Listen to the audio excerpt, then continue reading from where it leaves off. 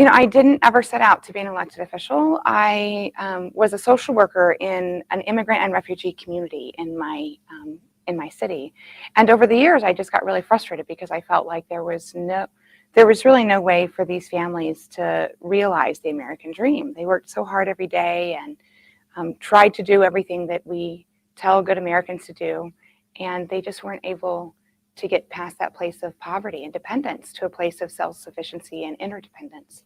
So I started lobbying at the state capitol to try and make things a little bit better for these kids, and that inspired me to run for office, or scared me to run for office. I just thought I could do a better job than these guys, and so I ran and I won.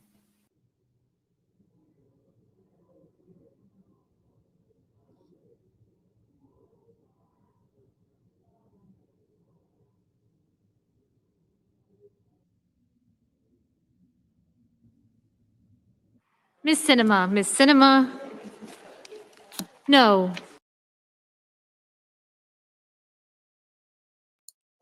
Name is Ben Burgess. This is Give Them an Argument. I'm joined as always by my producer Forrest. In just a few minutes, I'm going to be speaking to Thaddeus Russell, having a discussion about postmodernism and other things. I'm sure we'll get back to arguing about politics by the end of it.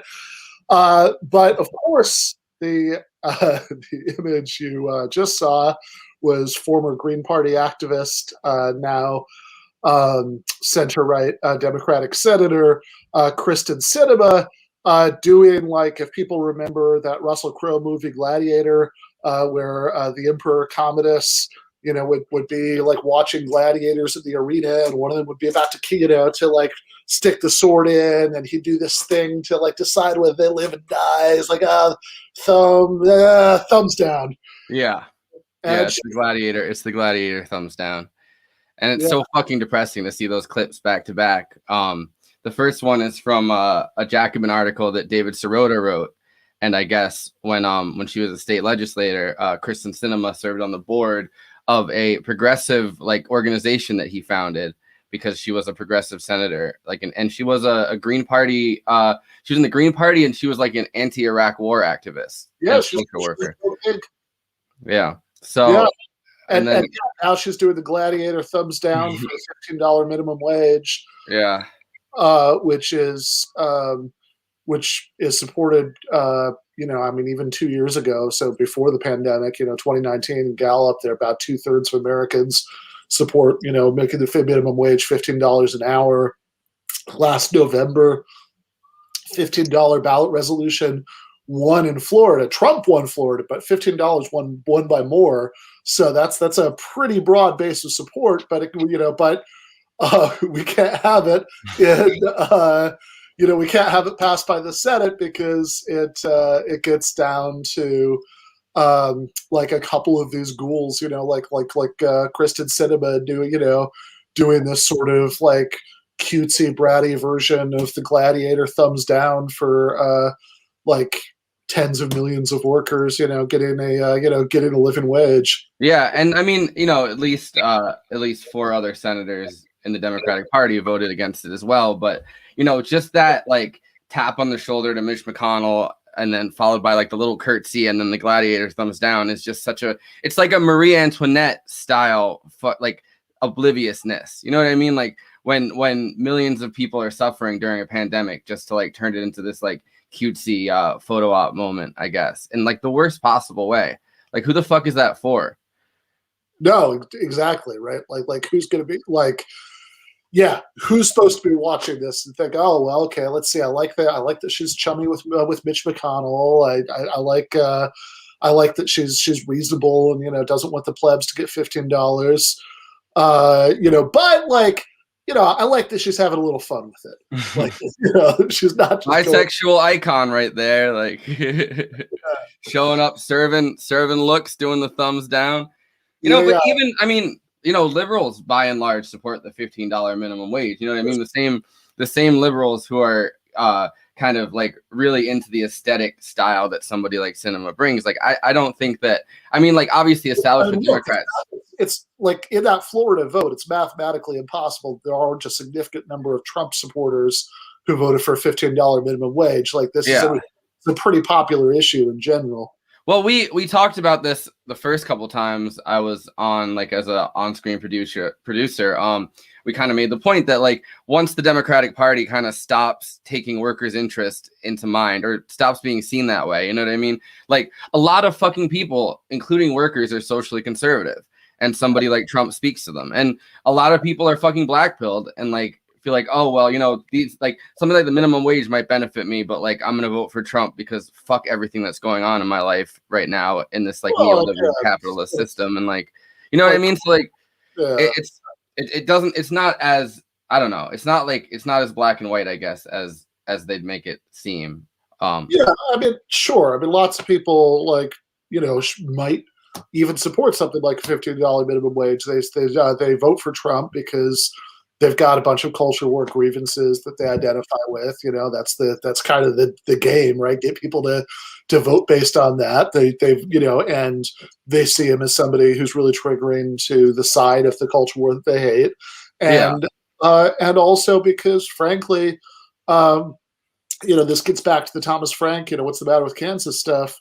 Like, most people just don't believe on a visceral level that their lives can get better due to politics, because their experience is a neoliberal hellscape that shows them that's not going to happen. Then I quote the Griscom quotes this all the time because it was on TMBS, but I don't know, I've taken to quoting it too. Ronan Burtonshaw coming on and saying that, you know, the goal of the left should be to convince the working people that politics can change their life. Like, that really is is exactly right. Yeah. And that's the big challenge. You know, it's not getting people to agree with you, you know, because most people do. I mean, you know, on stuff like a $15 minimum wage. The social democratic basics, most people agree with it, right? That's not the problem.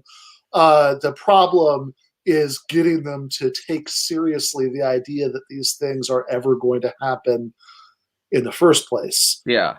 And I mean, something like Sinema doing the thumbs down makes it so fucking obvious that, you know, or it serves to, like, kind of create, like, this nihilistic feeling even more so than it already does, that even, like, somebody that's been touted as, like, this socially representative, like magnificently dressed person is just like, fuck workers, like, I'm not doing this.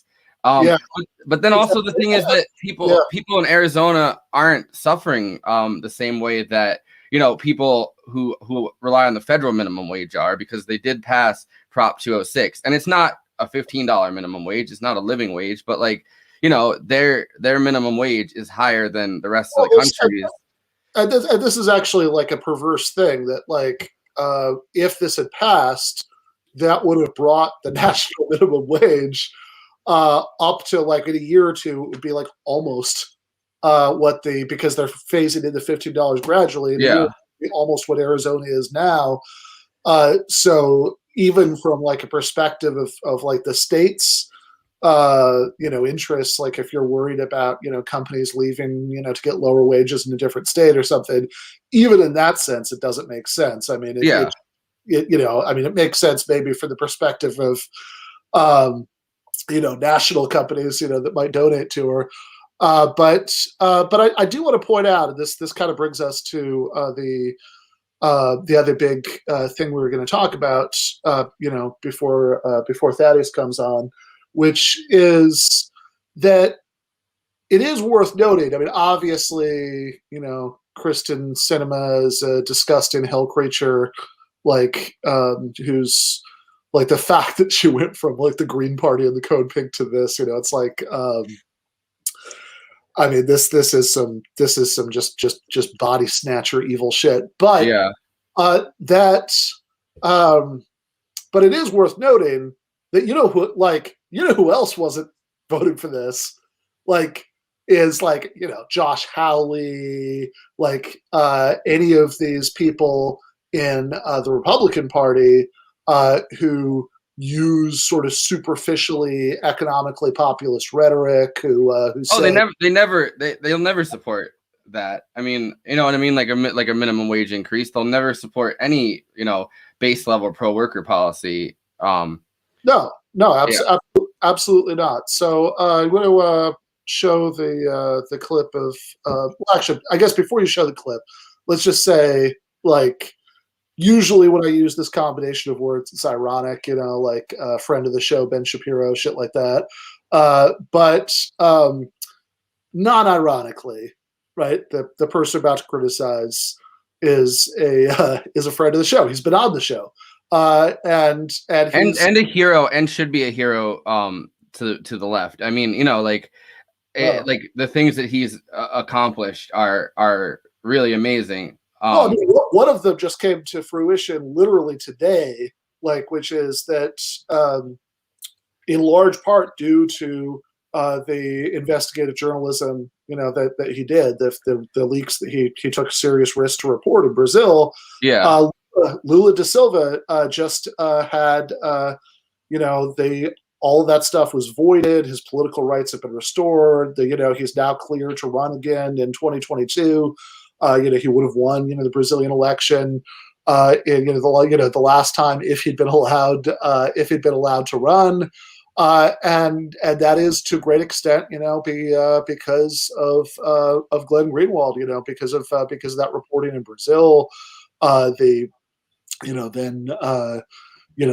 Snowden leaks. I mean, this is somebody who has, really, just in human terms and in terms of political things that should matter to the left, is worth any 500 of the people in media who sort of snipe at him and all that stuff. He's worth more than the full lineup of MSNBC. Yeah, exactly. Now, that said, right? I like Glenn. I deeply admire Glenn. One of the first conversations I ever had with Michael Brooks was about how much we both admire Glenn Greenwald. That's not going to change because of any sort of what show he goes on or any takes that he has on social media that I disagree with.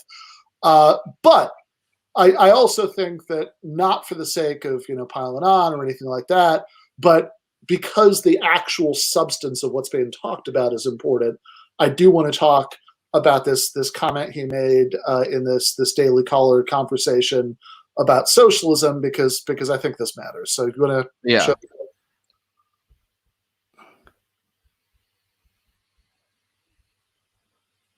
And correct me if I'm wrong, but I believe your husband is affiliated with the Socialism and Liberty Party. That's correct, right?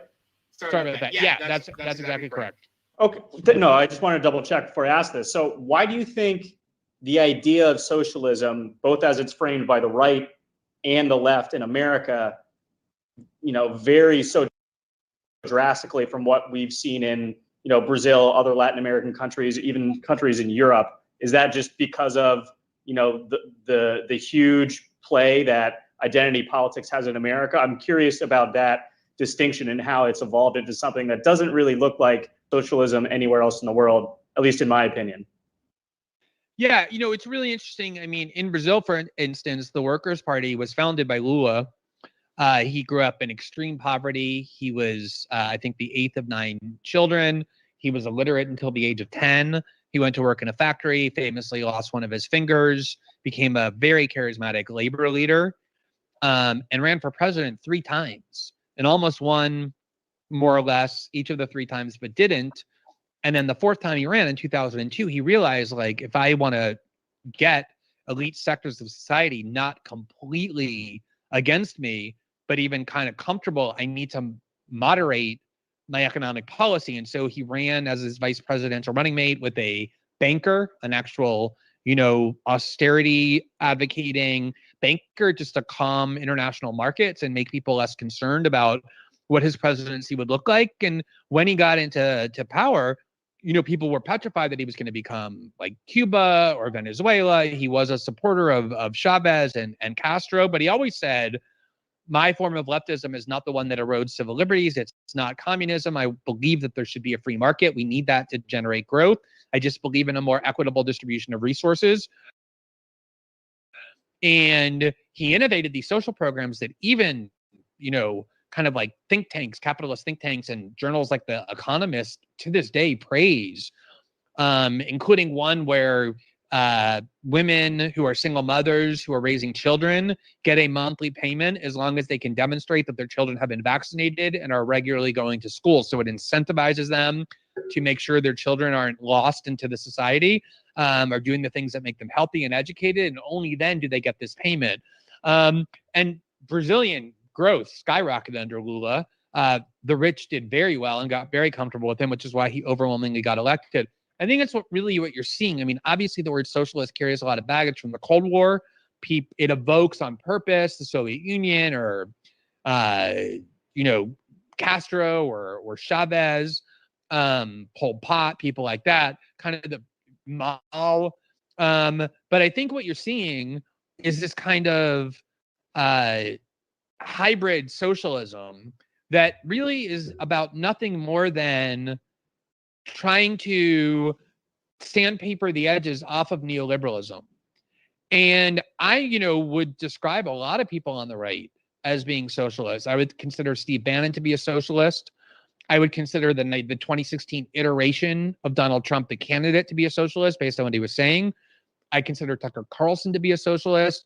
Now if you have Governor Cuomo who wants to give, tens of millions of dollars to Amazon to bring an office to New York, you have AOC, an actual self-identified socialist, standing up and saying, this is outrageous. And then you have Tucker Carlson going on his Fox News program and saying, I agree with her completely, because I think people are realizing that neoliberalism doesn't work. And I think the real right-left difference, to the extent that those terms even have any currency or coherence, I think you see in France too, like Marine Le Pen, the fascist far-right candidate, when she ran both times, she ran to the left of Macron for sure, but even the French socialists, in terms of wanting to give workers better benefits and better pensions. So I think the vision is, you have this kind of right-wing populism, which really is socialism, that says we should close our borders, not allow unconstrained immigration, and then take better care of our own working class people, and not allow this kind of transnational global corporatist elite to take everything for themselves under the guise of neoliberalism. We should distribute that more to workers, which is basically what Bernie Sanders was saying, right? 10 years ago. The left in America, in the United States, was always anti-immigration. When I started writing about politics. All right. That's good. That's fine. Tough to watch a little bit at some point. Yeah. So look, I mean, a couple things about that, like this. So the first one is, and I do think this is true, right? Like, this is not just the fact that, like, obviously for all the reasons that we talked about earlier, and the fact that he was like, really like one of the main 2 or 3 people who were like still banging on about wars and civil liberties, during the Obama years, when liberals had collective amnesia about this. And, obviously I like Glenn, I admire Glenn, but like, I think even apart from that, before we get to all the things that I think are wrong, right, in this clip, which is, I mean, cards on the table, I think, is pretty much everything, in this clip. But I think that what is true is that 99% of people were who had a reaction to this were reacting to the Daily Caller social media managers like 6-word, clickbaity headline. Yeah, and watching through the full answer to clip it for this, what kind of softened the way I felt about what he was saying, I guess. Yeah, well, because I think that it is clear in context, and again, I think what he was actually saying is still wrong, right? I'm going to get to that in a moment, but but I think when people sort of saw the headline, Glenn Greenwald says Tucker Carlson is a socialist, they had the obvious, reaction to that. But I think that in the clip, he does actually say, look, this is not really historically, what socialism means, but in American politics, often there's this sort of watered down definition, which is really about sanding off the harsh edges of neoliberalism. And so far, like, that's something that like, any like just think of any like ultra left account you might follow on Twitter. Yeah, yeah. It's the post left, the post left idea kind of that. Well, but I mean, I think so far, I mean, this is just like, I mean, look, like what I just summarized, like Jamie Peck could have said that, right? Like that's not like. I guess I'm jumping ahead with that. Yeah, kind of joke, yeah, but. I think the thing you're reacting to is a little bit different, although I think that's also there. Where I think it goes off the rails, well, okay, so I think he gets something important wrong, but it's not really where he goes off the rails, and then he goes off the rails, right? The important thing I think he gets wrong, and to be fair, a lot of people get this wrong, right, is that, look, let's not actually accept that semantic drift. You're right that sometimes this is, it is used that way, but it is like socialism actually means something, and that word is worth fighting for. I mean, like I remember when it used to mean something.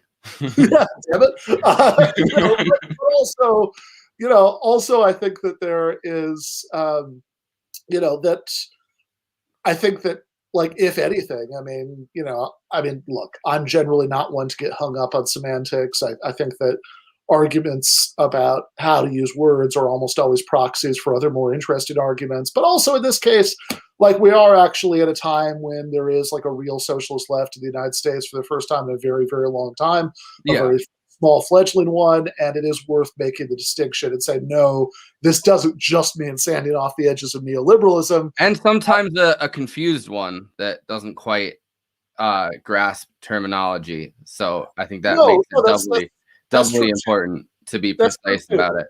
Yeah, absolutely. Lots of people who think of themselves as socialists are imprecise about the terminology, and they just sort of mean, well, I sort of vaguely associate this word with wanting the United States to have more programs like a country like Sweden, exactly, like Sweden has, or they sort of know that it's a word that has some connotation about questioning the current economic realities in a very basic way, and they like that and they respond to that, but they certainly don't have any conception of like we should have workers control the means of production, and that's fine. I'm willing to work with that, right? I think that's a good starting place. It's obviously not where I want them to end, but I mean, I think it's a fine place to start. Yeah.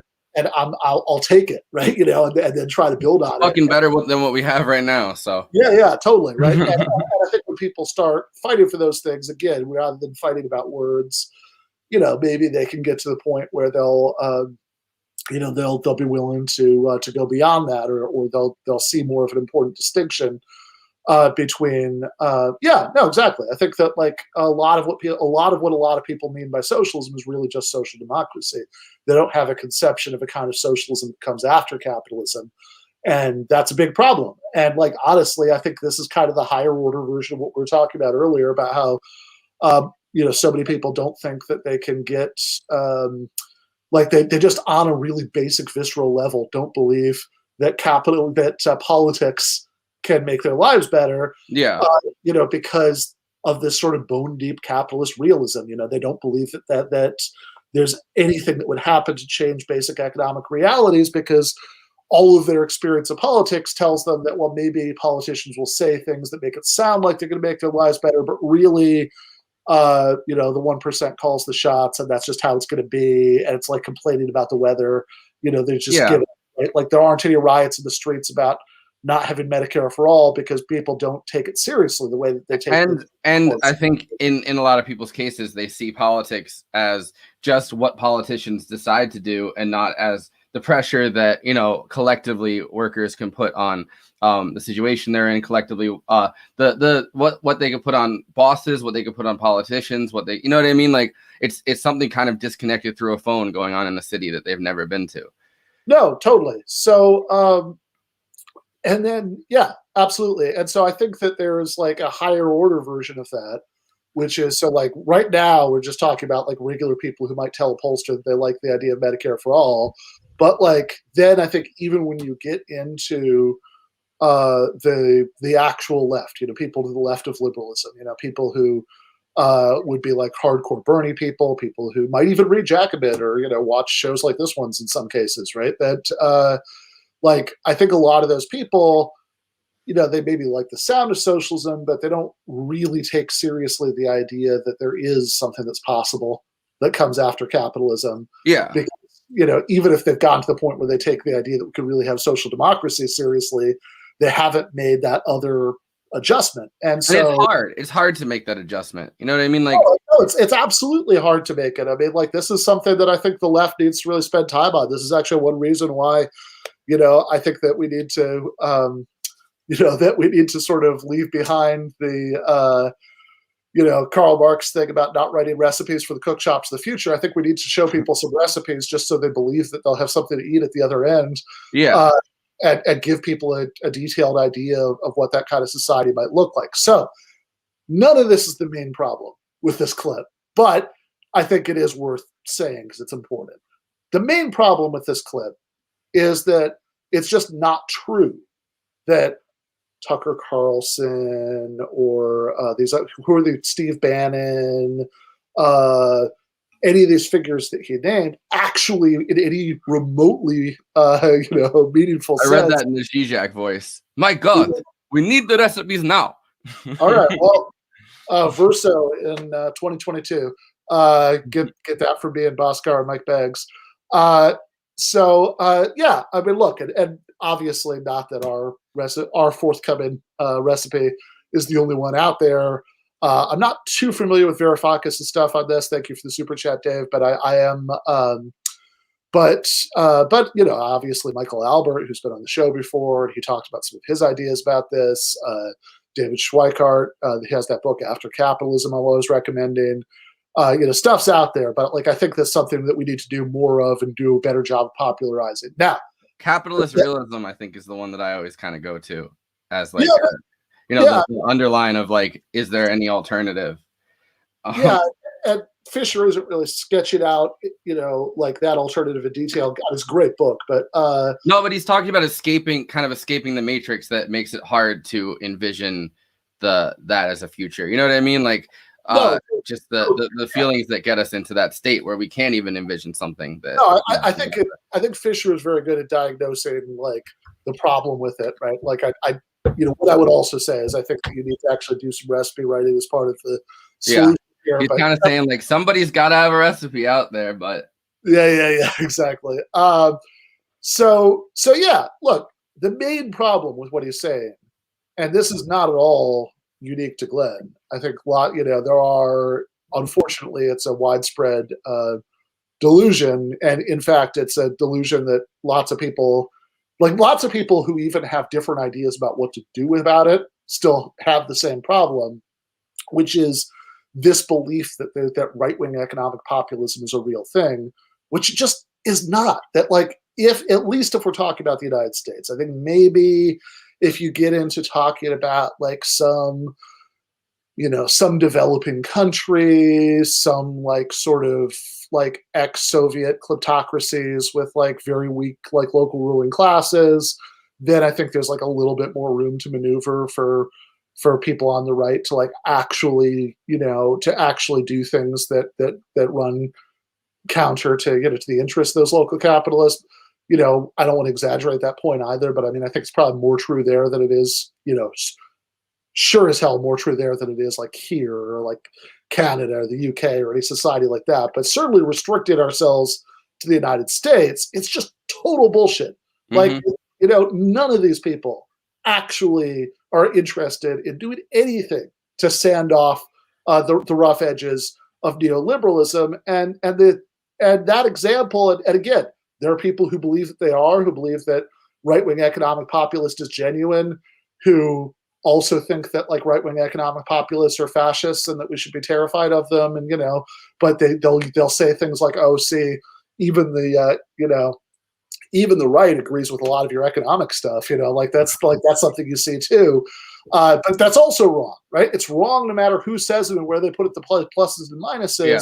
It's just not true, right? So sure, Tucker Carlson might have scored some points by criticizing New York for rolling out the red carpet for Amazon, but just what concretely is is anybody proposing to do to make the lives better for Amazon workers, to make it easier for them to join a union, to force Jeff Bezos to pay them more money, to get them, better health care. What is anybody suggesting to do for that Tucker Carlson supports? Nothing. Like Steve Bannon, I always, forgive me if people have heard me bring this up before, but I mean, I really, like, it always amazes me thinking about this. Like, Steve Bannon had this debate that he did 2019, I want to say, with David Frum at the Monk debates in Toronto. It's like a real, like, serious, highfalutin kind of debate thing. And in that, right, like, the entire thing was just Bannon using sort of vaguely populist sounding rhetoric about, working class deplorables, and Froome using a bunch of rhetoric kind of insinuating that Bannon was a fascist. But the thing that always amazed me about it is they never actually got around to talking about any policy. And then I thought about it later. I was like, well, of course they did. They're both fucking Republicans. They probably agree on like 99% of this stuff. Yeah. And actually that's why I agree with what Michael said at the time, that like, it's good that Bannon was on Red Scare, because at least the Red Scare girls asked him, hey, if you're such a populist, why don't you support Medicare for all? And then he just kind of flailed around and he didn't have a good answer to it. Like, if you look at the fine print, like, Bannon's so-called economic populism, and honestly, this bothers me much more than calling it, than on the assumption that there is real right-wing economic populism, this issue of, okay, whether you want to call that socialism or not, like, obviously I think that's ridiculous for all the reasons we were talking about, but like, I'm much more bothered by the claim that there is real right-wing economic populism, which there just is not. That, like, Bannon's populism, right? Like, what he wanted, if Bannon had gotten 100% of his way in the Trump administration, what he was talking about was like raising the top marginal tax rate up to like, pretty close to what it was in the Clinton administration in the 90s, and like using some of that for infrastructure. That's fucking it. He doesn't support Medicare for all. He doesn't support, like, he certainly doesn't support free college. He doesn't support, universal daycare. He doesn't support changing the laws to make it easier to join unions. He doesn't support any of that.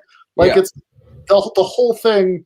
The whole thing is just nonsense. And like, again, I'm not even saying any of this. Say like I've got any sort of narrative about how, Glenn Greenwald is becoming a right winger or something. Like, people have been saying that for years. He never changes any of his actual positions. I don't think that, right? Like, and as far, I disagree with him about this, but like I always have. Like back in like 2011 when I was reading Glenn's stuff all the time at Salon. I think that was still Salon, not the Guardian. 2011. He had, like, I remember every once in a while he'd say something in a column like, oh, the Tea Party and Occupy Wall Street are, that there's like this commonality, because of like anti-establishment stuff about, corporations and the state being in bed together, even if they understand it differently or something like that. And I thought that was a mistake then, right? I think this is a mistake now. I think that this idea that there's some sort of like big realignment, in partisan terms on economic issues, is just false, right? Like it's not again, the point is not to demonize Glenn for thinking something that I think is false. It's just that, like, as a matter of fact, I think Glenn's great, but what he's saying here is wrong, and I think it's important to understand why it's wrong and to be able to explain why it's wrong. Mm-hmm. Like, and a lot of people have that definition, or that believe the class, like the realignment like philosophy. You know what I mean? Like, that's kind of what the whole idea of the post left is. I mean, like, this idea that we've kind of transcended right and left politics, and we're kind of in an age of like workers' populism, which has, like, even if you were to concede that right-wing populism exists, like, let's say, you know what I mean, like, it still wouldn't bring us anywhere near what we want to do as like a project. No, absolutely not. So I think just to round off the segment, we We have a clip from last year. There was a debate between Glenn and Nathan Robinson on this exact subject. Now, I think that for all the reasons I've been talking about, right? Like I am much closer to Nathan's side of that argument. About whether there is meaningful right-wing economic populism. But I think that Michael makes a lot of really good points in this clip, and the way he's talking about it is exactly the way that we should talk about these issues.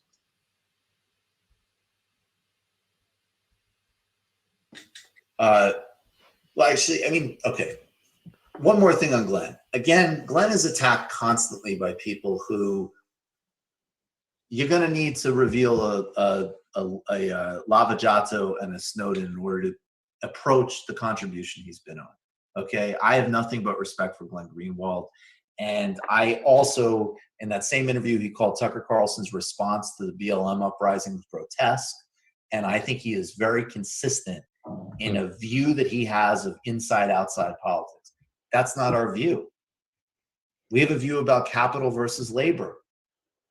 And that is a big, substantive difference. And I think it's actually even reflected in some of the conversations, the great conversations. I mean, Glenn broke the Lula story. I cannot emphasize how big a contribution that is. But he still, I could look at the whole Lula story through the lens of basically top-down class politics.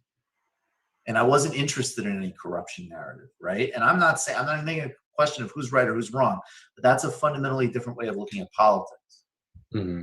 And I think that a lot of things get conflated under that umbrella with left-wing politics. But if you have a serious material class dimension that anchors labor, ironically, for all of the dumb accusations of class reductionism or whatever, it does basically eliminate right-wing populism, because right-wing populism posits all sorts of imagined national communities and various other fantasies and does not have a labor analysis.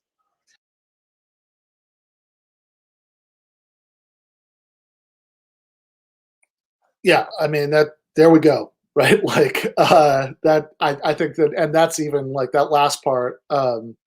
Yeah, so there's the part of that we didn't watch just now.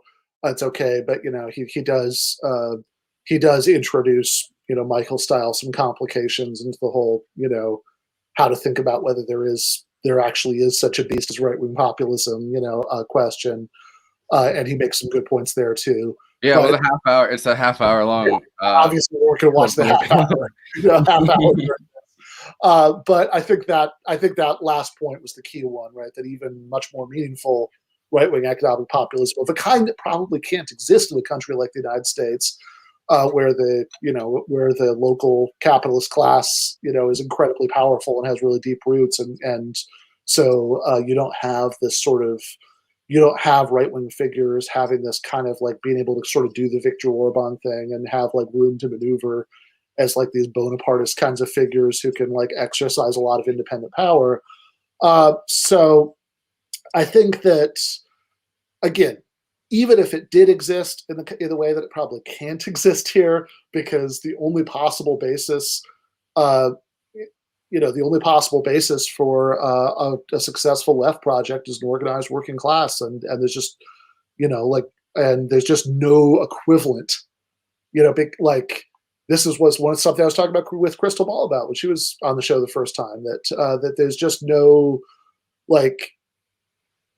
obviously, if a bunch of people who sincerely held really deep and really good left-wing views were elected to every office, there would still be this problem of how to overcome, the inevitable resistance from capital to enacting its agenda. A really militant, organized labor movement could fill that role. There's nothing equivalent that could fill that role on the populist right. So I think that the distinction he makes at the end of the clip is exactly right, and even the best forms of right-wing populism lack that, right? And I'll just say before we switch gears, somebody in the chat, there's stock. Oh, should you go easy, on Glenn? And that's not the point, right? Like, I think, one last, without making this TMBS clip show. We're not going to play any more clips, but they have. But I think when Michael was interviewing Adolf Reed last year, maybe 2019, I think last year. But when that happened, Reed had a really good line at the end that I think applies here, where it just says this is just too Protestant a way of thinking about politics. It's all about, like, trying to figure out who's going to heaven and who's going to hell. Yeah. And I'm not, obviously there are people that I like and there are people I don't like, but I'm not primarily interested in trying to figure out, whether, even if I believed that these destinations existed, like I'm not primarily interested in whether Glenn Greenwald is going to heaven, right? Like I'm interested in breaking down like what he's getting right and what he's getting wrong, and responding to the substance of what he's saying, not trying to peer into his soul and make a moral inventory. Yeah. So, well, I mean, I look at kind of some of the great whistleblower publishers in history, I guess, and there's been a lot of them. You know what I mean? Like publishers that are willing to bend over backwards, or journalists that are willing to bend over backwards and put themselves in danger. I don't think I'd want to know every single one of their thoughts, every single beef that they got into in like the 1800s or 1900s. You know what I mean? Like every single opinion they had. And kind of Twitter puts us in this place where you kind of see way too much of somebody rather than just kind of hearing these or reading these heroic stories as they happen. And I think that there's a lot of that with Glenn Greenwald, because there's a lot of like, filler with anybody. You know what I mean? Like some petty squabbles that he gets into, or like even stuff like even interviews like this. And I'm personally not too concerned with that, except to do something like this. I mean, if the actual content of it involves something that like is a ideological claim that's important, can like talk about the claim and evaluate it, and that's a useful exercise, trying to try to sort out on some sort of minute by minute basis exactly how you feel about somebody, I think is something we could do a lot less of. I want to just bring this up. Something that we shouldn't have to. Yeah. So, absolutely. So, and look, it's like there was this thing that happened over the weekend with Matt Brunig, where he had he tweeted out this right wing meme. I don't think we have the image, but it's like, I think it's supposed to be like Xi Jinping like sprinkling COVID on the world. Obviously, anybody who has like 2 minutes acquaintance with anything that Matt Brunig thinks doesn't think he was tweeting that out because he like made it or because he agreed with it. Yeah, he was using Twitter in a slightly retro way, which is to say that that the sort of social norms of it now are you can't tweet something like that without making it explicit that you're tweeting it to make fun of it. It's kind of like a constant job interview or like something like that. You know what I mean? Like the way that you have to think about Twitter almost if you're like in any kind of politics or media or anything like that. Like you have to always be I mean, like you can post obviously like shit posting, but like it has to be in a context that nobody can like possibly misconstrue.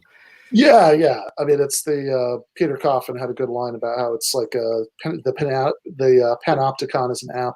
That's the giant surveillance thing that Foucault talks about. So anyway, enough of that. Before we bring on Thaddeus, let's just plug a couple of quick things coming up in various ways. So first, and actually here let's do it in this order for our purposes now, because it has to do with some of the themes that we've been talking about, this overly Protestant approach to politics. So I should just mention Canceling Comedians, While the World Burns is coming out on May 1st. You can pre-order it right now. The place that I recommend pre-ordering it from is Red Emma's. It's a worker cooperative bookstore in Baltimore. You can order books from online. So that's redemmas.org. Should also mention the School for Social and Cultural Change class in April and May. That's not just me. Noam Chomsky, lots of other people are teaching those. So that's going to be logic for left-wing debaters and activists. So we can have we'll actually make graphics for all these things at some point. But anyway, just Google School for Social and Cultural Change, and you should find that. And then as far as what's coming up, I should say on Wednesday for the movie live stream, Forrest and I and Ryan Lake are talking about Cape Fear, the Scorsese one. For Friday, the Philosophy Friday live stream with Jennifer. We're going to be talking about the Ship of Theseus and personal identity thought experiments. On Saturday, I think we're going to unlock and release the second, actually, back in January, patron-bonus episode that we did, which was Dasha from Red Scare. And then that was a good one. Yeah, yeah, absolutely, and actually very, very relevant, because there was this hit piece of the Daily Beast that came out today. That mentioned her and a bunch of other people. Yeah, I read that this morning. I was going to bring it up when you were talking about her Red Scare's Steve Bannon interview, but then I got lost in part of the conversation. Yeah, well, maybe we can talk about it later after Thaddeus. But then on Sunday for the Sunday night debate breakdown live stream, I'm going to have Brett Lengel, who people might remember from the debate on Tuesday, and Rob Larson, who is a community college economics professor. He's he's kind of the house economist at Current Affairs. And we're going to be watching Destiny's debate with Michael Albert, which is something that I've never really blocked out time to watch before, but it's something that when I started this series, I always wanted to do. This sounds like a shit show. After our interview with him, but an interesting one. And on Monday, Nobiki Konst is going to be on in the first half. And Kenzo Shibata and Paul Prescott, are going to be on the second half. So I'm going on Kenzo's show on Sunday, so the day before him and Paul would be scheduled to come on. He's doing like an all producers episode where he's having like his producers and like a couple other producers, and so we're doing that, and then we're gonna do back to back the conversation with Paul and him about teachers union. So it's kind of like a career. It's his show about your job, and he'll do one about his job. So should be good stuff. But I'm very excited. Let's bring on Thaddeus Russell.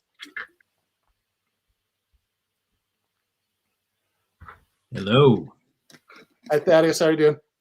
Pretty well. I got to say one thing off the bat, though. Glenn Greenwald is most certainly going to heaven. I can't remember. I honestly can't remember the last time I disagreed with something Glenn said. Okay, that's interesting. Oh yeah. I am shocked that anyone on the left has any problem with Glenn Greenwald, actually. Well, I think that I like Glenn. He's been on the show. I think as somebody I really admire his journalism and his consistency on a lot of things. There are things that I think that he's wrong about. I suspect that if we dug into it, there might be things that you think he's wrong about. I know you don't want to talk about this with me, but can you just name one? We don't have to talk about it. I'm just curious. Oh, sure. I mean, I think he. Beef, yeah. So my straw. I think that he has like standard social democratic kinds of beliefs on economic issues. I think you'd have some disagreements there. Oh, yeah, no, I meant what you have beef with. Oh, sorry. Okay, yeah. What I disagree with him about. Yeah.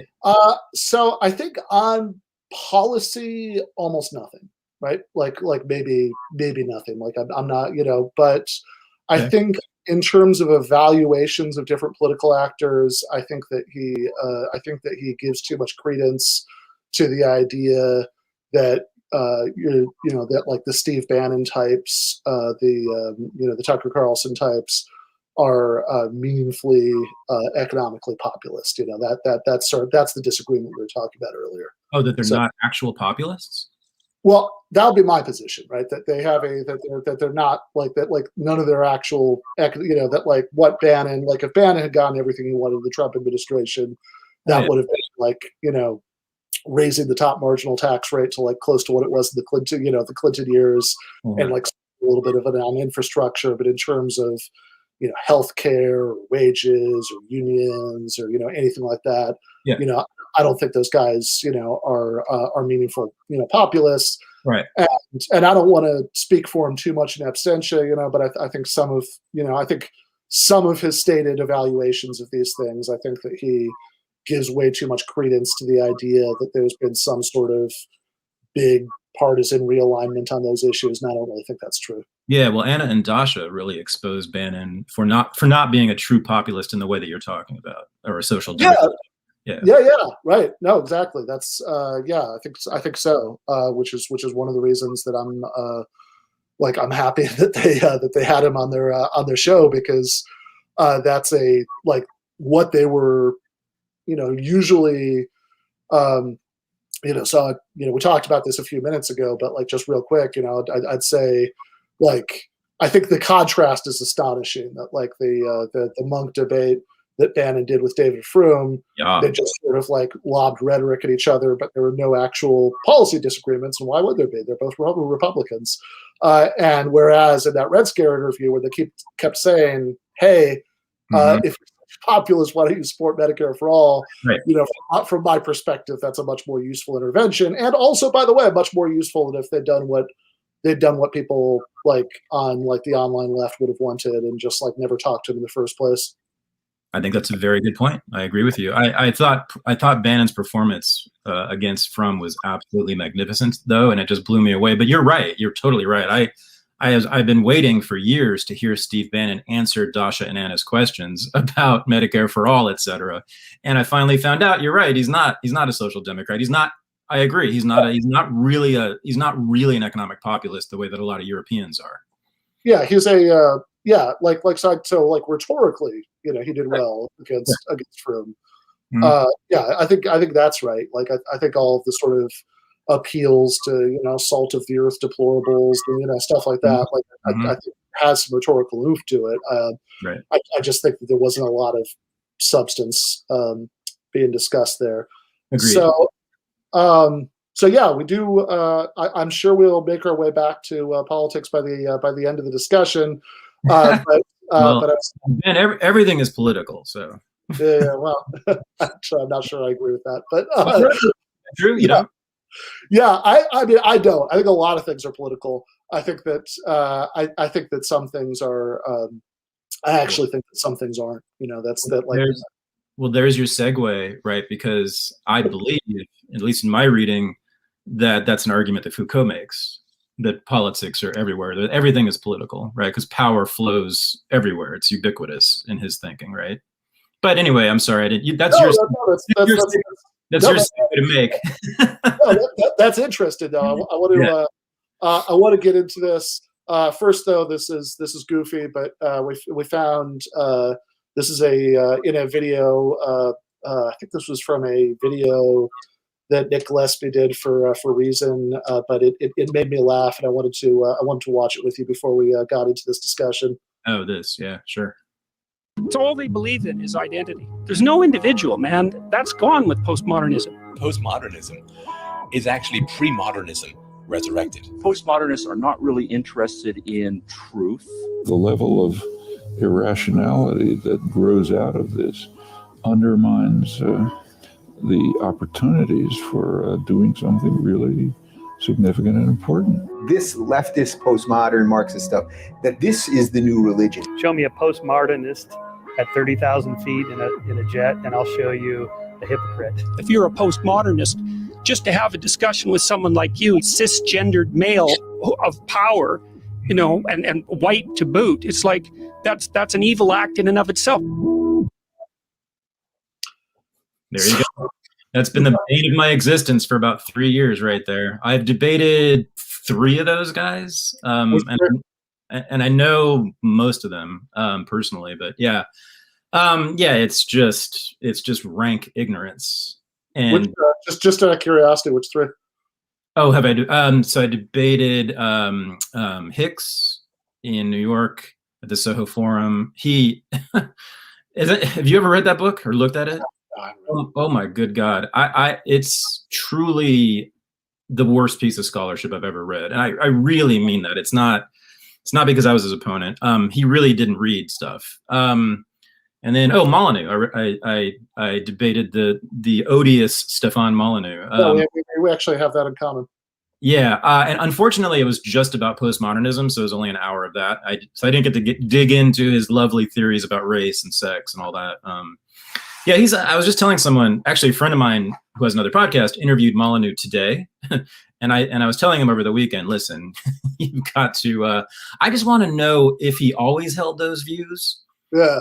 About what was this main thing about, like the Poles being so beautiful and something about just he says like in the clip he says something like, I just got back from Poland and I criticized white nationalism, but in Poland everything was great, and it was just white people and everything was wonderful, and criticize white nationalists, but I am an empiricist, so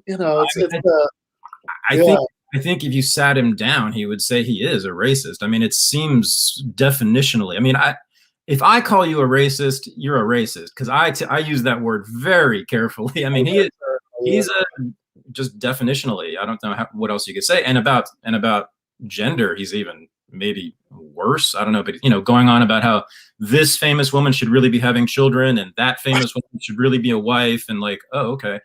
I mean, that's fine. You can live in the 19th century. It's pretty bad. I mean, when I debated him, it was about economic stuff, but they have, but in the course of it,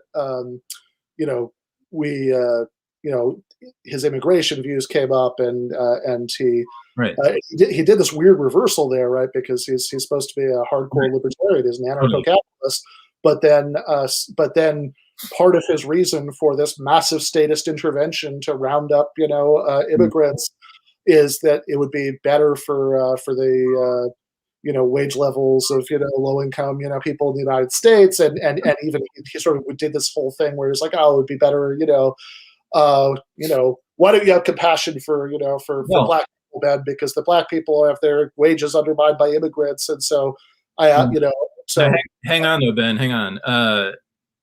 That was Bernie Sanders' argument until about minutes ago. I mean, I think that there is, so I mean, bracket, like, I think that Bernie Sanders' position on this, I have problems with it. I don't think it's quite the Molyneux position, but I think but anyway, so since it was a timed formal thing, I had the last word, and so I used it to say that if it's really his position. Oh, and brain drain from the third world. That was another one of his arguments. So I said if it was really his position that we could violate libertarian, economic principles every time, it would be good for black people in the United States or for people in the third world, that he and I might disagree on less than I thought. But I think, look, I mean, Bernie is certainly not a completely open borders guy. There's the famous comment where he says that's a Koch brothers idea, having open borders. Yeah, but like, the reason I find that a little bit misleading is that when the way that people talk about that sometimes is that nobody with any position of power in American politics is a completely open borders person. I mean, the sort of the people who pass for libertarians in mainstream American politics, the Paul family, certainly are not that. In fact, they're actually much worse on immigration than somebody like Bernie is. Bernie isn't even people who might talk about, abolishing ICE, like if you really drill down, they're not all the way there. So I think that I think that being a very earnest guy, I think that Bernie was expressing his reason for rejecting that in a way that takes this premise, right, which is certainly, you're right, the same like underlying thing behind people with like really grotesque positions on immigration like Stefan Molyneux. Yep. But I think as far as the American political spectrum on immigration, I think that like he's on a pretty good he's on a pretty good end of it, right? He's not I think in terms of substance rather than details, I'm not convinced there's actually that much reversal there. That sort of like, okay, he's a reformist on immigration, he wants a path to citizenship, all that stuff. I don't know that he was ever really diametrically opposed to any of that. Well, I was just going to say, he's also, I mean, Molyneux, and probably more Molyneux actually, because he racializes it certainly more than Sanders ever did. Cesar Chavez's argument. No, it's definitely Cesar Chavez's argument. Your Chavez was actually shocking. your audience knows about this, right? Yeah, maybe they do, maybe they don't. I mean, I remember I've certainly seen stuff in left media and current affairs that brings it up. But yeah, Cesar Chavez was like I mean, it's shocking when you read about this. You know, he was like worse than Trump. Worse. Yeah. I mean, rhetorically and in terms of policy, worse than Trump. He had armed squads from the UFW patrol the border. He called them wetbacks in public. Everybody should look just right now. There's an amazing video of him. It's an interview in the early 70s on KQED, right here, our local PBS affiliate, in which he talks about wetbacks and how illegals are flooding in and we've got to get rid of them. And I mean, it's unbelievable. It's like he's the Mexican Trump, but he's revered on the left. Yeah, well, I mean, I think that people, I think a lot of people, what they know about Cesar Chavez is that he was a Hispanic, labor leader, and he did a lot of good organizing, all of which is true. But he also had this extraordinarily right-wing, position on immigration, which is, I think that sometimes people overstate the point historically. They'll say like, oh, this is like a traditional left position or something. Like, I think that I think socialists traditionally have not had that position. IWW. For the most part, there was Victor Berger and that crew in the early 20th century were definitely racist and anti-immigration. But you're right. Generally speaking, socialists have been pretty good on this. I mean, I'm an open borders person, so that's what I mean. But there is a strand in like the I think a more conservative part of the labor movement, going back to Samuel Gompers, and said that immigrants crash on labor's doorstep. And I think Chavez on that issue was definitely a representative of that tradition. Well, that's most of labor. I mean, people, I started out as a labor historian, right? We talked about this last time, I think. Most union members in this country have been in non-socialist, non-communist, you might even say non-progressive unions, and the vast majority of those were totally against immigration. So George Meany and the AFL-CIO were backing up Cesar Chavez's campaign to close the border in the late 1960s. Also missed in this is that it was Ted Kennedy and the liberal Democratic faction in the Congress who pushed that bill, the immigration bill 65, which established the Border Patrol. Liberal Democrats and Cesar Chavez and the AFL-CIO established the fucking Border Patrol. I don't understand why any of these people are not in the dustbin of every Marxist, Well, I mean, I think with the possible exception of Cesar Chavez, I don't think there's any Marxist who has warm feelings about either George Meany or Ted Kennedy. That's what I mean. Sure. Although I would say, I think that when Kennedy challenged Carter, I think that I think it was a dismal enough time for the left that at that time, some people who were actually, pretty far to the left were willing to support him. But I'd be very surprised if any, if any contemporary, leftist has particularly positive feelings about Ted Kennedy. I think if they do about Cesar Chavez, it's again because they don't know very much about him. Like he sort of has this hazy, existence as again, Hispanic, important, labor leader, winning victories. Like those are the data points people have. So you sort of see how they get there. But I agree. I think there's I think the more people, I think the more a lot of people on the left knew about Chavez, the less they would like him. Yeah. One last thing about Chavez. we were not planning on talking about him, but so my senior thesis in college was about the fight between the UFW and the Teamsters in California in the 1970s over jurisdiction, essentially. They were just competing unions, right, for the farm workers. And I did analysis of the contracts that each union got. And it turned out that the Teamsters contracts were a bit better, actually, on average, and usually than the UFW's contracts. So the Chavez hagiography is just that. and it needs to go. It needs to go. We need to look very much more clearly at that guy. He was as bad as it gets. He really was a Trumpian in so many ways. But anyway, let's get on to more. Yeah. So, is any of that objectively? No. It's objectively true. Everything I just said. Yes. Okay. All right. Outstanding. We're done. All right. No. I am. So I'm very curious about this because I know that you have done a lot about this. The subject. And it's something that I know you know a lot more about than I do. You've taught classes about it at Renegade University, and certainly I know a little bit of this literature, but like my background in philosophy. Well, look, I have my background in philosophy is in analytic philosophy, and so. I think that probably I do have like biases from a couple of different sources that would maybe stop me from fully appreciating any insights you get from postmodernism. One of those is the set of analytic philosophy biases, and the other one is the set of Marxist biases. So,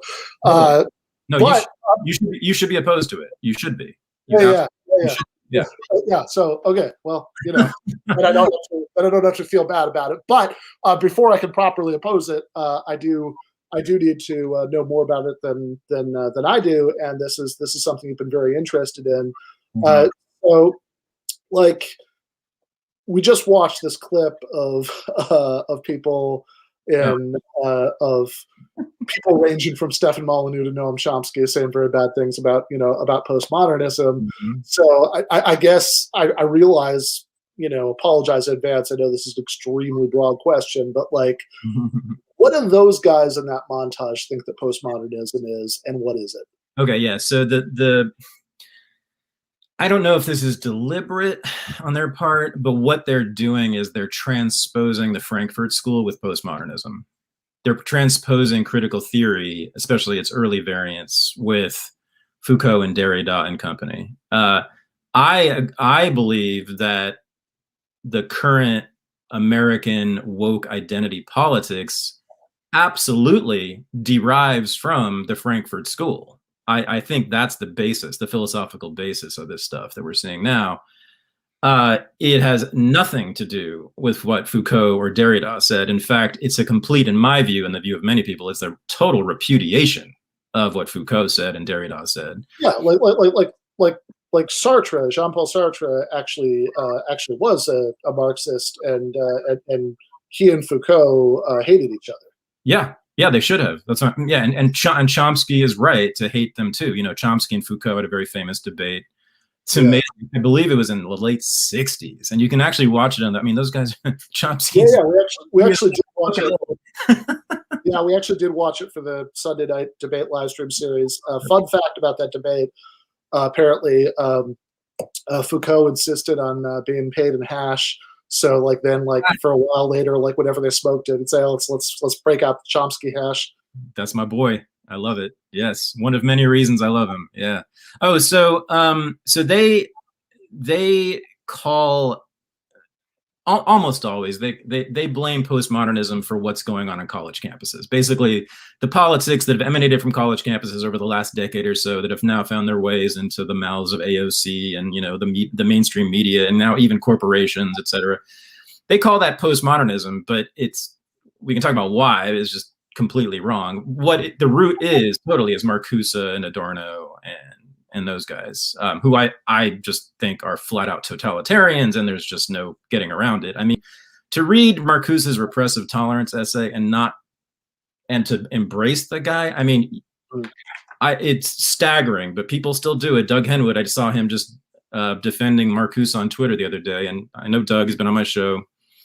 It's just everyone should be forced to read that essay, and let's have a discussion about it, because it's arguing that people with the incorrect politics, right-wing politics, which he doesn't even define really, should be censored. I mean, it's like, okay. Yeah, I mean, I think Marcuse basically has the John Stuart Mill utilitarian idea about free speech, but he just comes to different conclusions about, look, I mean, John Stuart Mill in On Liberty says that you can't have that India isn't ready for liberty yet, because the conditions don't exist, for it to work out in the right utilitarian way. So they have to be administered by Britain for now. And Right. I think that in that repressive tolerance essay, now there's a postscript where he takes a lot of it back, but they have in the essay, he seems to be suggesting that the United States is just not fulfilling the conditions for free speech to lead to good consequences. It's certainly not an argument that I would want to have anything to do with, but I'm curious. Okay, so certainly this equation that like your Jordan Petersons, for example, had, right, of Marxism equals postmodernism equals identity politics is wrong in both halves, right? That and we can, there maybe is a separate discussion to be had about how much the Frankfurt School, then leads to identity politics, at least that strand of Marxism. But what I'm really curious is like what the postmodernists actually thought, right? So like starting with the first of those figures that you mentioned, Foucault. Like, all right, so what Molyneux and Peterson and all those people think he thought is not what he thought, but what did he think? Yeah, especially Molyneux, the goddamn idiot. I mean, he's supposed to be a libertarian, and Foucault is, I mean, to me, he's what libertarians should be. And by the way, this is kind of what I've been doing for several years now politically. One of my missions has been to get libertarians to look at this stuff and embrace it and see that they can be even more libertarian than they are now. Because to me, it's the libertarian philosophy, actually, truly. And but libertarians are almost all hostile to it, because they're all positivists, they all come out of STEM fields, they're all engineers, and 1 + 1 = 2, goddammit, and we know there's truth out there because my dad was a scientist. It's that, honestly, it's that level of sort of reactionary thinking to this stuff. So I've been coming to them and saying, yo, and by the way, Nick Gillespie is one of the very few libertarians who's on my side, although even Nick doesn't even go far enough. I mean, I'm a radical on this stuff, which we can get into, but yeah, so, Foucault, you know what Foucault is? He's a historian. He's a historian, and that's really what postmodernism in a way is. It's being a historian. So his first book is on the history of the asylum, the mental asylum in Europe, right? One of the greatest horrors ever committed in human history, in my view. Maybe the worst horror, even worse than some wars, I think. And he just sort of asks questions. He begins with questions. So how did these people end up in those places, right? How did these poor inmates end up in mental asylums all across Europe and then here too? And so he looks at what they were charged with, right? The word that was used, right? Whatever. And the words change all the time, of course, because psychiatry is constantly changing its mind about everything, you may have noticed, right? So whatever the word of the time was used to put these people away, he traced the origin of that word. So he would just look at the history of that discourse, right? When did people start talking about, like in this country, it was neurasthenia among women, right? Got a lot of them locked up. There was this malady that afflicted only women and made them especially nervous, and so they had to be put away. Well, okay, so where does that come from? Is it in the Bible? No. Is it in some science lab? Did some guy like look under a microscope at like human cells and see neurasthenia in women's cells? No. He looks back in time at the discourse. So he just does a history of the discourse and finds, oh no, as a matter of fact, in every case, there was a moment in history where this idea, this concept was invented. And then he shows how it gets reinvented, reinscribed over time, and then used by the state. And this is the other thing I love about Foucault. He's mostly concerned about the state abuses. The state then uses that as a pretext to lock people up. But most importantly, what Foucault shows is that what they were really doing was locking away dissident voices. So a lot of people who, you and I know I would have been a candidate for an asylum. I mean, the state would love to put away all of us who are dissidents on the left or the right or from wherever we're coming from, right?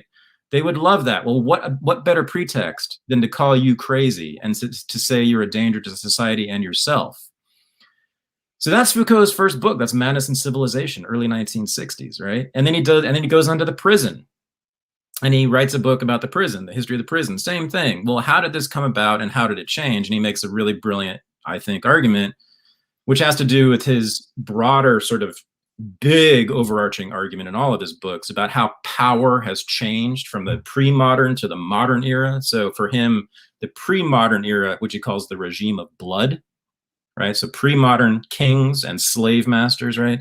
How did they control people? Well, they chained them, they whipped them, they cut off their heads, they threatened them, they tortured them, all external coercive physical violence and the threat of it, right? So the problem was, to many kings and many slave owners, and that's what I've done a lot of work on, by the way, is slave resistance and how slave owners were just like, yep, we can't control these people entirely because they're human beings and we need their labor. So the slaves had a lot more power than people get, which is Eugene Genovese's argument. It was ineffective. It was ineffective. What happened to a lot of kings who used those means? They lost their heads, literally, right? There were revolutions all over Europe. It was a very dangerous, dicey game to be cutting off the heads of peasants, you know, especially when you don't have an NSA, when you don't have an Air Force, when you don't have the FBI, you know, when these states were minuscule, very weak states that couldn't do a whole lot of policing. So Foucault has argued, but he shows that a lot of sort of the elite over, you know, during this period and sort of the early modern period, were saying, hey, and the founding fathers, this is the work I've done. The founding fathers said this shit explicitly. So they said, you know what we got to do to discipline people? And you're going to love this, Ben. This is in my book, Renegade History of the United States, first chapter. It's the first argument I make. Founding fathers, to a man, said, the great thing about democracy is once you convince people that democracy is good, meaning that they should rule, that they should govern, they will voluntarily, if they really believe it, voluntarily discipline themselves, and we won't even need cops. Because if you have to govern, this goes back to our last conversation, if you have to govern, John Adams said, he did, you just simply can't be a drunkard anymore. You can't be thinking about sex all the time. You can't spend your extra time on leisure, frivolous activities. If you're going to be running Philadelphia now, or the United States in 17 whatever, 18 whatever, you've got to discipline yourself if we're going to be.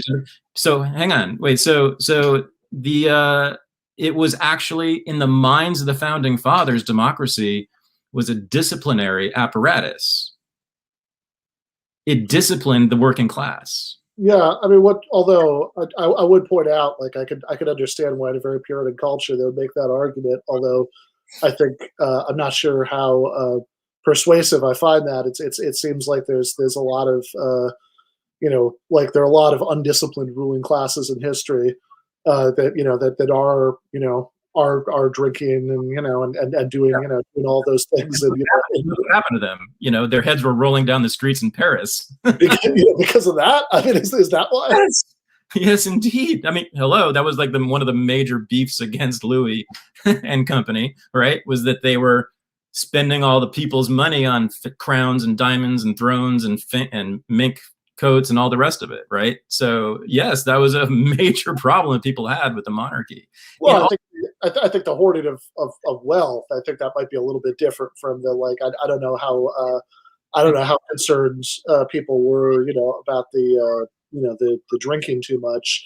well, okay, so I mean, my point remains though that a democratic society requires discipline among the people. Yeah. By the way, so hold on. So this is an argument that's been made by John Locke. John Locke has made that argument. Jean-Jacques Rousseau has made that argument, even though they obviously fundamentally disagreed on major stuff. And a guy named Vladimir Lenin also said this. The working class, the proletariat, the people must be disciplined if they're going to govern society. So yeah, I would just make 2 quick points about that, and I don't want to get too hung up on this because I want to listen to the rest of what you have to say. But I just say that one, I think I think in the latter day cases, with Lenin, there is disagreement on this. Lenin existed, but so did Emma Goldman. I'd also say with regard to the founding fathers that one odd thing about this is that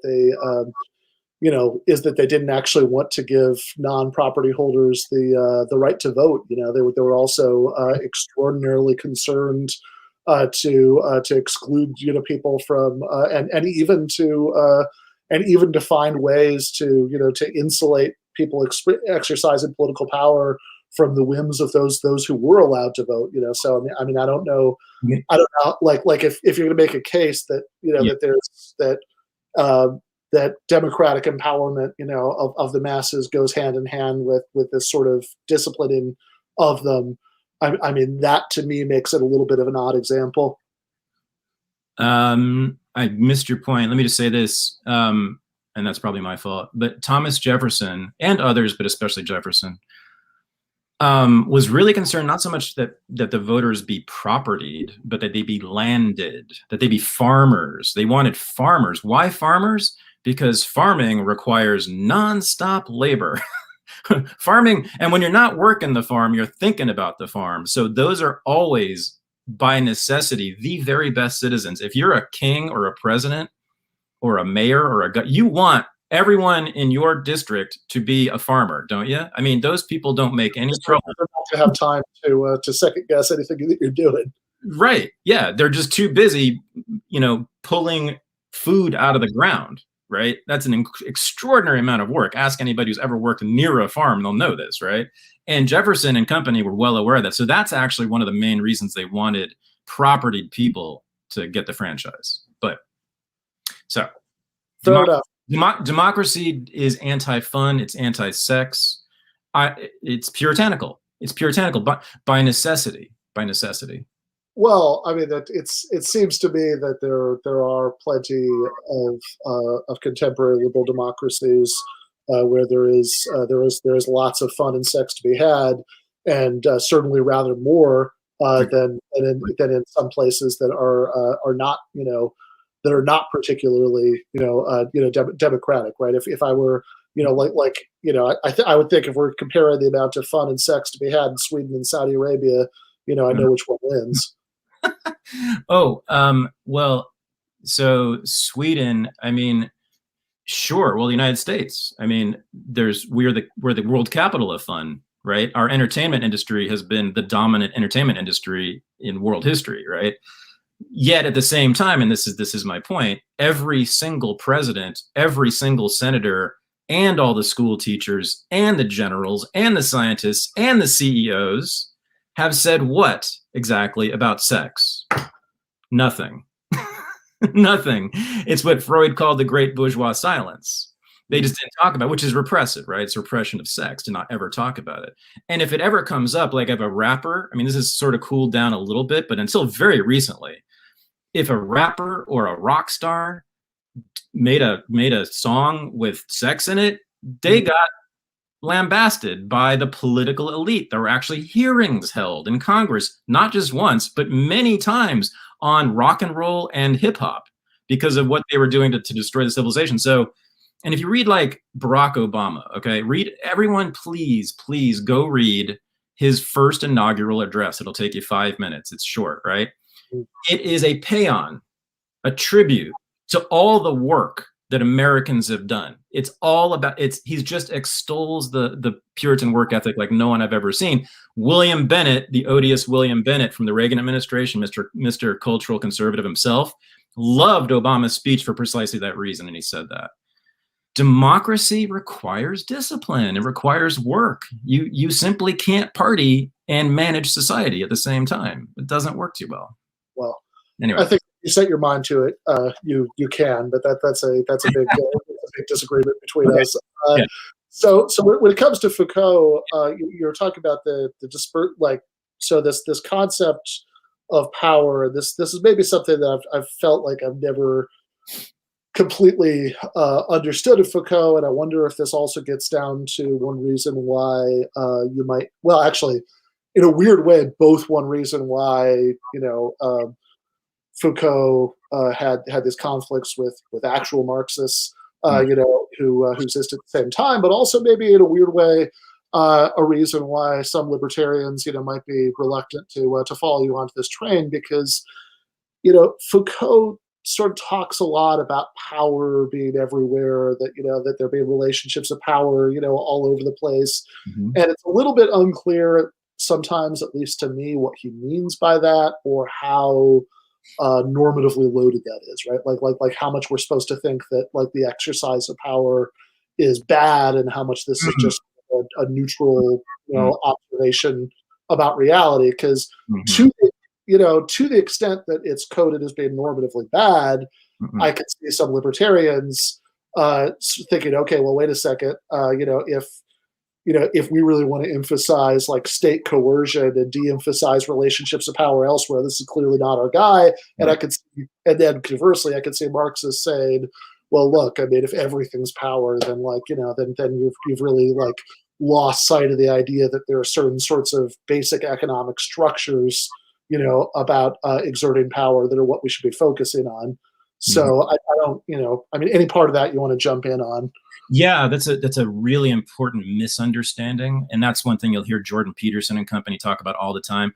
So they'll assume that because Foucault and company identified something as a social construct, they are denigrating it. They are saying that it's evil, that it's a conspiracy, that it's used as a means to hurt the working class or whatever. No. I know there are listeners who have read Foucault, so they can back me up on this. He doesn't make claims like that. He does not make claims like that. I can't ever think of him really even taking a position one way or the other normatively on these things. So no, he's just simply pointing out that these things have origins not in nature and not in God, not from God. They have their origins in human consciousness, which means that they're contingent, and they also get changed over time, like ideas about race, like ideas about gender, right? Every goddamn day we have a whole new system of race and gender in the world, right? Constantly changing, so that if you get labeled as something, right, as a man, as Jewish, as white, as cis, as whatever, right, you now have a tool to combat that if you would like to. I know a lot of people on the left don't want to combat that, but I don't really appreciate being reduced in my identity to those categories that were social constructs and that never did anybody any good. But make it easier. If you're a black trans woman, right, and you get called unnatural, right, which they do, right, you can say exactly where does nature say anything about what clothes I should wear, whether I should wear makeup, whether I should have feelings that I am a woman and not a man, whether I should identify with this gender category or that gender category. No, it doesn't say that anywhere. It is in nature, right? So it is totally mutable. It can be changed. Right.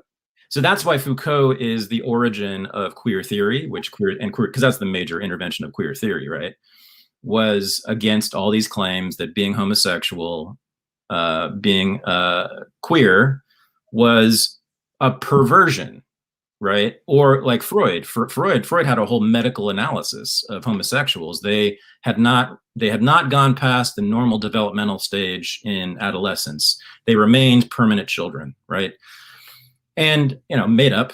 I mean, did Freud look through a microscope to figure this out? Did he run any studies? No. He saw a few patients, and from that he said, you know what I think? Although I do think Freud was right about some stuff. But so this is why I love history. The reason I love postmodernism is the reason I love history. It's like, come at me with some bullshit that's attempting to constrain me, confine me, limit my freedom, and I will walk you right back to the moment when your great-great-granddaddy figuratively speaking, you know, made this shit up. And for these purposes, which were not nice purposes, like with race, it was invented, obviously we all know, to justify slavery. We know this from Barbara Fields' work, from David Bryan Davis's work, that it was justified post hoc, right? All men are created equal, Thomas Jefferson. Well, what the hell are you doing with slaves then? Well, he says, you know, 15 years later in Notes on the State of Virginia, oh, when I said all men, here's the deal. It didn't include those black people. And here's the list, a list of all black characteristics that makes them inferior to white people. So yeah, I'm like, if you're going to play that game with us, if you're going to try to like put us in a box, a racial box or a gender box or a sexual box, and you want to keep us there, and your basis for this, your justification for it is that it's somehow godly, right? Or natural. The Foucault and company just gave us this wonderful means to do that, to challenge that.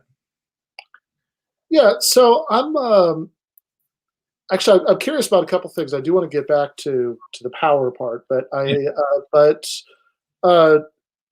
I think one way that somebody could push back, you know, against some of this, while agreeing that, look, lots of things are social constructs. Clearly, you know, that there's no, yes, you know, race is bullshit that was made up to, you know, to justify, you know, slavery and colonialism. You know, no doubt whatsoever about that. You know, but even in your explanations of this, the sort of like historical, you know, unpacking of how a lot of these concepts came up in the first place, and you know, sort of praising, you know, Foucault for, you know, for doing this historical excavation. You know, you've used these sort of phrases like, oh, well, it's not like you can look through, you know, a microscope and see this. You know, they just made it up. You know, fair enough, right? But like, I guess I'm just wondering, in terms of any more radical sort of postmodernist philosophical claims, like, you know, it sounds like what you're faulting them for is not doing like, you know, good rigorous science to discover what is, or at least this is the way I think, you know, maybe you'd want to quibble with this way of putting it, right? But, you know, to discover what's actually objectively true, that, you know, they were doing bad science. And so I'm curious about how that relates to those sort of more radical claims that postmodernists might want to make about truth or knowledge or anything like that. Right. I mean, that's the standard sort of liberal positivist response to this, which is, oh, the racism of the past, that was, as you just said, bad science, right? Well, think about the unbelievable arrogance to think that now, and only now, is the time when human beings got all this stuff right. Right? If you look at the way dominant ideas, paradigms across the world until about 10 years ago, right? If the woke among us were to look back, how much of science do we agree with? How much of social science from before the 1980s, 70s, 60s do we agree with? How much of it do we consider outright fucking barbaric? Right? Virtually all of it, right? So that we finally got it right. Now we're right. Oh, we love to make fun of flat earthers, okay? Because once upon a time, people were so stupid and wrong that they thought the earth was flat. And also that the sun revolved around the earth. Oh my God, they were so stupid back then, and we are so right now. We know exactly what's going on. Back then, everybody, except for Copernicus and Galileo eventually, were totally convinced that the sun revolved around the earth, right? And then they became totally convinced that it didn't. Well, you know, that tells me that we might be wrong about everything right now. Everything. Not just about morality, that's the easy one, but about the physical world. You know, about what's really going on right now. I don't know, but just be skeptical is what the postmodernist said. Be skeptical, because Thomas Kuhn, in his great book, The Structure of Scientific Revolutions, which is many people sort of identify as the origin of that wing of postmodern thinking, which attacks the sciences, the hard sciences. He says just be skeptical, because he shows these paradigmatic shifts, not shifts, but revolutions, right? Again and again and again, the structure of scientific revolutions. Science revolutionizes itself constantly about stuff that was just taken for granted because it seems so obvious. Because when you wake up in the morning, hello, the sun's every day, it starts there and ends up over there. Does that not look like the sun goes around the earth? Of course it does. The sun goes around the earth, and we're going to burn you at the stake if you suggest otherwise, right? So be skeptical. And that's what postmodernism at its core for me is. It's just radical skepticism.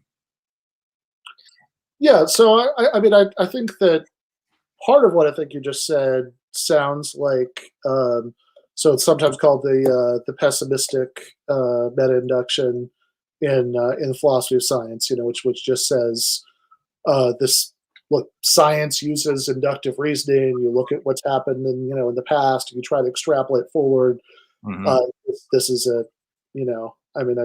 anyway, I'm imagining people being mad at me for brutally oversimplifying, but that's roughly good enough for now, right? And then but previous scientific theories having been proved wrong has also happened a bunch of times in the past. So so we should think that there's a good chance, that maybe even I think the stronger version of the claim would be we should think that it's more likely than not, that current scientific theories will be proven false, I get the argument. I think that I wonder how far you take it, right? Like the example all the way. I take it all the way. All the way. So yeah. So there's a very good chance we'll find we'll find out that the sun really does revolve around the earth after all, that we got it right the first time. If we were that wrong as an entire society for centuries, why can't we be that wrong again? Okay. Look, how wrong were we about race? All of us, on the non-racist side of the world now. How wrong were we? And that was 5 minutes ago, historically. Scientific racism was still peaking in the 20th century. In the 1920s and 1930s, it was at its peak. The 1924 Immigration Act, right, which barred Southern Europeans and Eastern Europeans, right, was totally racist from top to bottom, based on this Madison Grant's book, and I can go into this, but this crackpot, we would consider him a total crackpot, quote, social scientist, wrote this book in which he says, oh yeah, there's 3 races of people in Europe, and the ones at the bottom we need to keep out, and the Nordics at the top we could bring in, All of Congress basically agreed with this. It was taught at Harvard and Yale and Columbia and Stanford. This was, books and books and books and books and articles were written with this thesis at the heart of it in the 20th century. Okay, and now we think that is not only just horrifically wrong, but also horrific.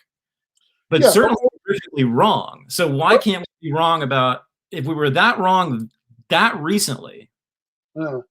Why can't we be wrong about such a central thing in society, right? We organized societies around these ideas about race. We organized especially this country was organized largely around ideas about race, which we all now see as voodoo, except for the woke left. The woke left will not let go of those categories, by the way, those social constructions made by slave masters to enslave Black people. That's what the woke left is doing. They will not let go of those racial categories, even though they were invented to enslave people.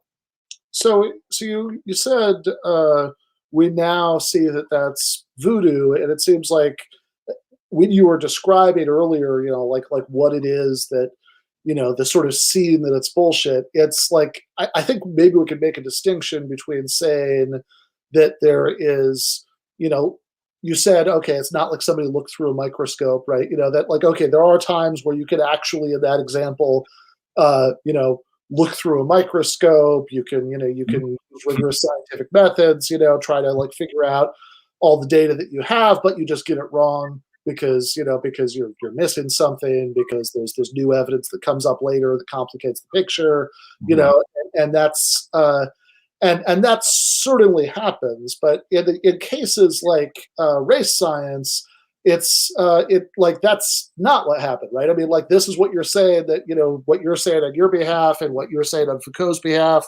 that you go back and, you look at the, great great granddaddy who made it all up, that like he didn't, use rigorous scientific methods, but just misfire, he made it all up. So I mean, it seems like those things should be put in, I would think, like a different category. You've seen the pictures of the calipers measuring people's skulls and noses, right? You know about this, phonetics. I mean, all that stuff. So I mean, well, yeah, but I'm sure you've read. It was that they have. There was a lot of working backwards for the conclusions that they wanted to come to. That none of the phrenology, the phrenologists, were not, we're not looking at. At a bunch of data and following it where it led, and they were doing things like, okay, we've got a bunch of skulls and we can fill them up with the bullets, and count the bullets to see how big the skulls are, and this one and this one and this one don't fit what we think we want, so let's look at some other ones instead. Now,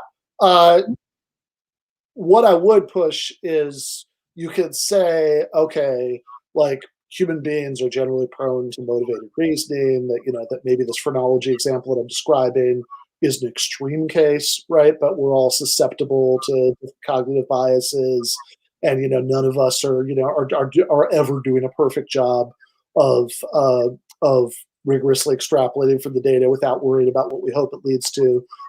But does that mean that we can't say some of us are doing a much better job than others, and that we can look at different things that happen at different times and say that some of it is a lot more rigorous and some of it has at least a much greater degree of bullshit to it?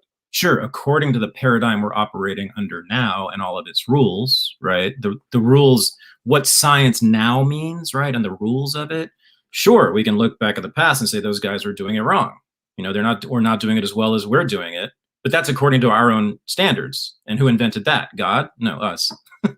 So it's kind of a rigged game there, Well, Again, like it's really, when I first read Thomas Kuhn, it blew me away. I was like, I just assumed that science was this steady march toward truth, right? That they just kept getting closer and closer and closer to truth, which is why society just keeps getting better and better and better too, right? It aligns with this Whiggish theory of history, right? Where things just keep getting better over time, which, ask the 20th century. The 20th century has some mixed feelings about that, right? It has mixed feelings about that, although I also do note that a lot of your 20th century examples are examples about the social sciences and examples about morality, rather than examples about astrophysics. Not that we didn't get anything wrong there either, but certainly not. Well, eugenics is a real big basis for a lot of what happened in the 20th century. I mean, that was all scientists at Caltech. That was Caltech. That was MIT. I mean, these were the not just scientists. These were the top scientists in the country. Were pushing not just a little bit, but hard on eugenics, which was another reason for the 1924 immigration restriction bill, and the only reason that they locked up and sterilized 50,000 women. Most of them, by the way, were white. Yeah, although I think that's also interesting because I think genetics is an area where in the early 20th century, the amount of actual data to go on was pretty pathetic. I mean, I think this is sort of, in your, like stock way of putting it, that are people looking through a microscope or something, right? It's not like anybody in the 1920s was, mapping out the human genome and coming to conclusions about that. You're looking at very scanty evidence and then sort of filling it in, with these, racist narratives often, sort of vague cultural attitudes. And, what I was pushing is how much is, how much is it the case, like without claiming that anybody is an epistemic Superman who's not biased in any way or, anything ridiculous like that, right? Like how much can we still say there's variation, that there are people who are being more rigorous than others. And if your response to that is, okay, well, according to our standards, but where did our standards come from? God. Well, I mean, is the only are those the only options, right? Like, are the only options that that our epistemic standards come from God, or that there's nothing that makes something a actually objectively good epistemic standard? Because on the face of it, you think what we really want from an objective standard, and I realize the trap I'm walking into here because I think I know what you think about this, but let's see, right? I'm not okay. Yeah, go ahead. I'm totally open to being refuted here, but they have but I think that the obvious thing to think about how you evaluate, standards of evidence is, are they good at getting us to the truth? Yeah, no. So listen, so another thing that people assume about us weirdo postmodernists is that we are nihilists who believe that nothing is real. So that's that Michael Shermer clip in that Michael Shermer. Right. So yeah, no, I don't get on an airplane and worry about whether it's actually going to lift off the ground because it's a social construct. Okay. So I operate according to what I'm sensing and perceiving and how I'm processing that information and the constructs that I'm creating in my own mind, right? All I'm saying is that we want to be skeptical about all of it. That's it. It's the most anodyne prescription anyone can make is it. Just be skeptical. You could be a socialist and a postmodernist, no problem. You just can't make big moral claims about other people you've never met before and what they need and want in the world. That would be contrary to what Foucault and Derrida were saying, I think. But you can certainly say, I would prefer to, I think I said this to you, I would prefer to live in a socialist society because it would be better for me. It would make me happier. I would like it for whatever reasons you have. That's totally legit. Just don't make any absolute moral claims or scientific claims about it being objectively the best form of government, the best form of economics. That's all. Yeah, I mean, I think I understand the moral half a little bit better, because say, okay, well, when you're talking about morality, you take the big, like the sort of basic Humean point, right? We can't read those off of the facts, right? Like what we value, those are two different things. Now, I mean, I think that we do all, or maybe not all, but almost all of us, value things not just for how we think that they're going to impact us, right? But how we think, they're going to impact other people, right? Like that. I think that's true about your politics too. Sure. Yeah, that's often the problem for me in politics is being concerned about other people. It's a dangerous thing. I mean, like that you're I believe, right, and I mean this is praise, right? Like I believe that you're concerned about wedding parties being droned in Pakistan and Afghanistan, even though you were very rationally not concerned about that personally happening to you or anyone you know. Yeah, good point. Yeah, that's another one I get. Right. So yes, I'm an anti-imperialist. I'm anti-war. I want to eliminate about 80 to 90% of the U.S. military for starters. I want to bring back every single soldier from abroad home immediately. All that stuff. Now, why? Right? If I'm also don't believe there's anything absolute moral standards out there, right? Because it turns out that when you drop bombs on people in other places, they tend to not like you very much. And they might even be willing to get in their own airplanes, well, no, someone else's airplane actually, and fly it into a building that I might be in, right? And even to a lesser degree, like I would love to travel around the Middle East. It's a fascinating place. I mean, I would love to go there, but because of U.S. foreign policy, right, Americans are largely hated by many people in the Middle East. There are lots of the Middle East that's basically a no-go for Americans if you want to have a comfortable, nice time. And I'm blaming U.S. foreign policy for that, right? Because if I lived in those countries and I had family lineage going back a century or so, I'd be pretty pissed off at Americans too. So, no, it's self-interest, man. It's self-interest, actually. So if the drone war and all of that stuff works, right? If it actually had the stated like if it actually achieved its stated goal of reducing rather than increasing the amount of terrorism, and you weren't worried about blowback and anti-American sentiment, you would have no problem with that. I mean, if it's actually taking out criminals who are dangerous to me, sure.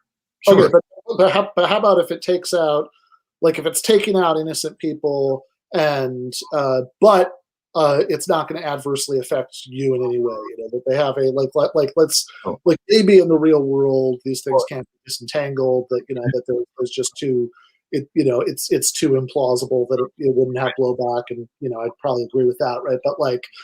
But if the same crimes were being committed in some way that just that we magically we're insulated from from blowback from it, that in some way or another there was a force field around the country that that we were throwing wedding parties in, and they had. And it wasn't a country that you were ever particularly interested in visiting anyway. You didn't think it would be that interesting, right? But it was not just dangerous criminals. I mean, that it was like it was like the current drone program. I think that you would still have a problem with that. So Obama didn't just bomb Yemenis in Yemen with his drones. He also killed with bombs out of drones 2 American citizens. One of whom was a teenager, right? So it looks to me we already are not very far. the gulf is being bridged between U.S. foreign policy and U.S. domestic policy, especially now that they're labeling people like me as domestic terrorists, people who are skeptical about the election. My God, like just to be skeptical about the election makes you a domestic terrorist now. So this is why I oppose governments bombing people in general, unless it's absolutely necessary and it's my government protecting me, which almost is never the case.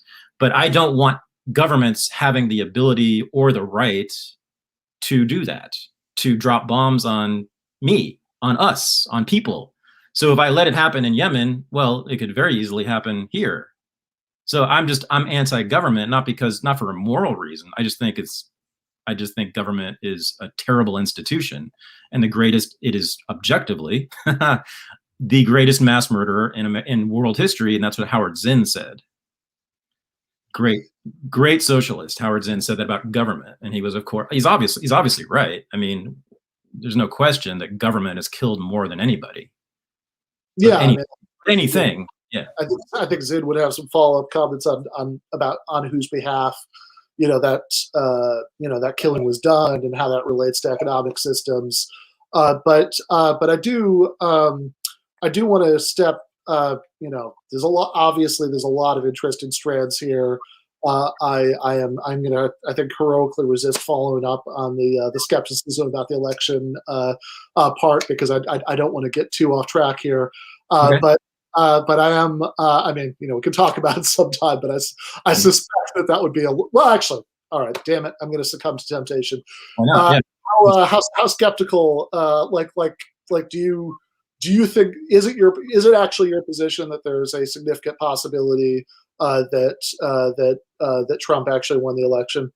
Knowing the Democratic Party of the last 5 years, I think it's weird to assume they wouldn't cheat, because they were convinced, and certainly the rank and file was truly convinced, that Trump was Hitler. Now, if I thought Hitler was in the White House and there was an election coming up, you best believe I'm going to be helping to cheat in that election to get him out. I believe that liberals and Democrats, and even a lot of people on the left, were morally obligated by their own discourse about Trump to cheat in the election. Why wouldn't you? If you believe the guy is Hitler, I'm going to cheer. I'm going to help you. I'm going to help you cheat. But that's a motive, right? Like there's a difference between say that somebody would have a motive to do so. Like, I mean, I would say the same thing to someone who is like convinced that Bush did 9/11, so he could start the war on terror. That just because there's a motive, that itself doesn't give us a reason to think that the actual thing happened. That was just my opening statement, though, Ben. So that's but the motive is overwhelming, right? So that means, to me, the motive is so powerful that it it requires us, I think, to at least examine this, and no one has examined it. People say, oh, the courts rejected it. The courts refused to look at the evidence. We also know that in the United States has ranked 26 out of 26 of the major industrialized countries in the integrity of their election processes. Like, we know that this country has the most easily corruptible election process. So we've got huge amount of motive, we have a huge amount of opportunity, and then there's just the data. There's the data. On election night, and I wasn't expecting this, I wasn't looking for this, I didn't assume it was going to happen, I should have, I mean, I thought about the motive, but the numbers just don't make any sense. And we also have tens of thousands of people who voted when they weren't residents of a state, who were dead, who were not citizens of the country, on and on. And also you have Biden beating Obama in a lot of districts. Are you kidding me? First of all, we know that Trump got more black votes than before, right? And Joe Biden's popularity among African Americans in Milwaukee, Detroit, Atlanta, and Philadelphia, which is where the steal happened most likely. Are you kidding me? Well, it was an insanely high turnout election on both sides. I think that the beating Obama thing, I don't see implausibility there. I think that the idea that there were tens of thousands of dead people, or non-citizens, we certainly don't have, most of the affidavits, that were turned in are, pretty thin rule, as far as what people were claiming. I don't know where this evidence is for these tens, these tens of thousands of people, and this idea that you can sort of work backwards from, okay, the numbers, the numbers aren't what I'd expect, therefore, or the numbers don't make sense given previous, voter rolls, to cheating. I mean, I remember when this was something that, that was like a popular liberal conspiracy about the 2004, election, in Ohio. Yeah. I mean, I think the track record of these claims, being borne out as time goes on, is not very high. I mean, how much, you're saying that the courts, I mean, you're right, a lot of lawsuits were rejected just because the court said that, that people didn't have standing. They were just rejecting legal arguments, rather than look at data. That's true. But I think that, but that being, I think that's a very different claim from there actually being some, big pile of impressive data. If there's never been a day in court, I think we have to assume, and they haven't been allowed. And the fact that you can't even post a video on YouTube anymore that questions the election results. You can't put, even on Twitter, I tweeted something about, it was very mild, and they put a little warning to the readers. The election has been verified. Doesn't that tell you if the ruling class is making sure we get the correct information about this thing, that they're hiding something, that they're nervous about something? No, because we could use the parallel argument to say that people being arrested for Holocaust denial in Germany means that the German ruling class was trying to hide something. I mean, I don't think that's I wouldn't put very much stock in that argument. I think the tech censorship is very bad. I'm with you on that. But I think that moving from conspiracy theories being censored to the conspiracy theory is true, or there's some serious evidential reason to think it's true. At least according to my standards, of evidence. But as we saw earlier, those standards were given to me by God, so I don't really know how you can dispute them. You have many districts and counties in which the turnout was 90 to 95%, which we know, if you know anything about American voting history, that's just doesn't happen, not even close. You also have districts where more people voted than lived there.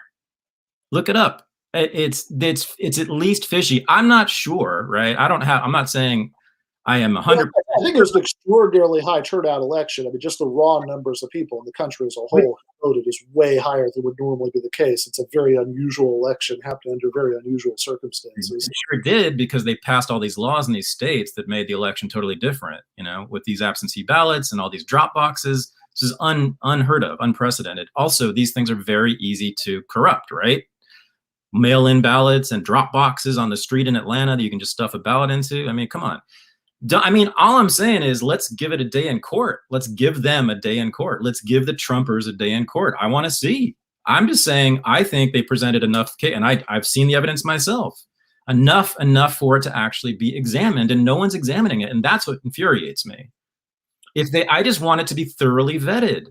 Let's do it. Why is the establishment, and unfortunately the entire left wing, dismissing this? Why can't we do that? Is there not enough, especially if you think about the motive?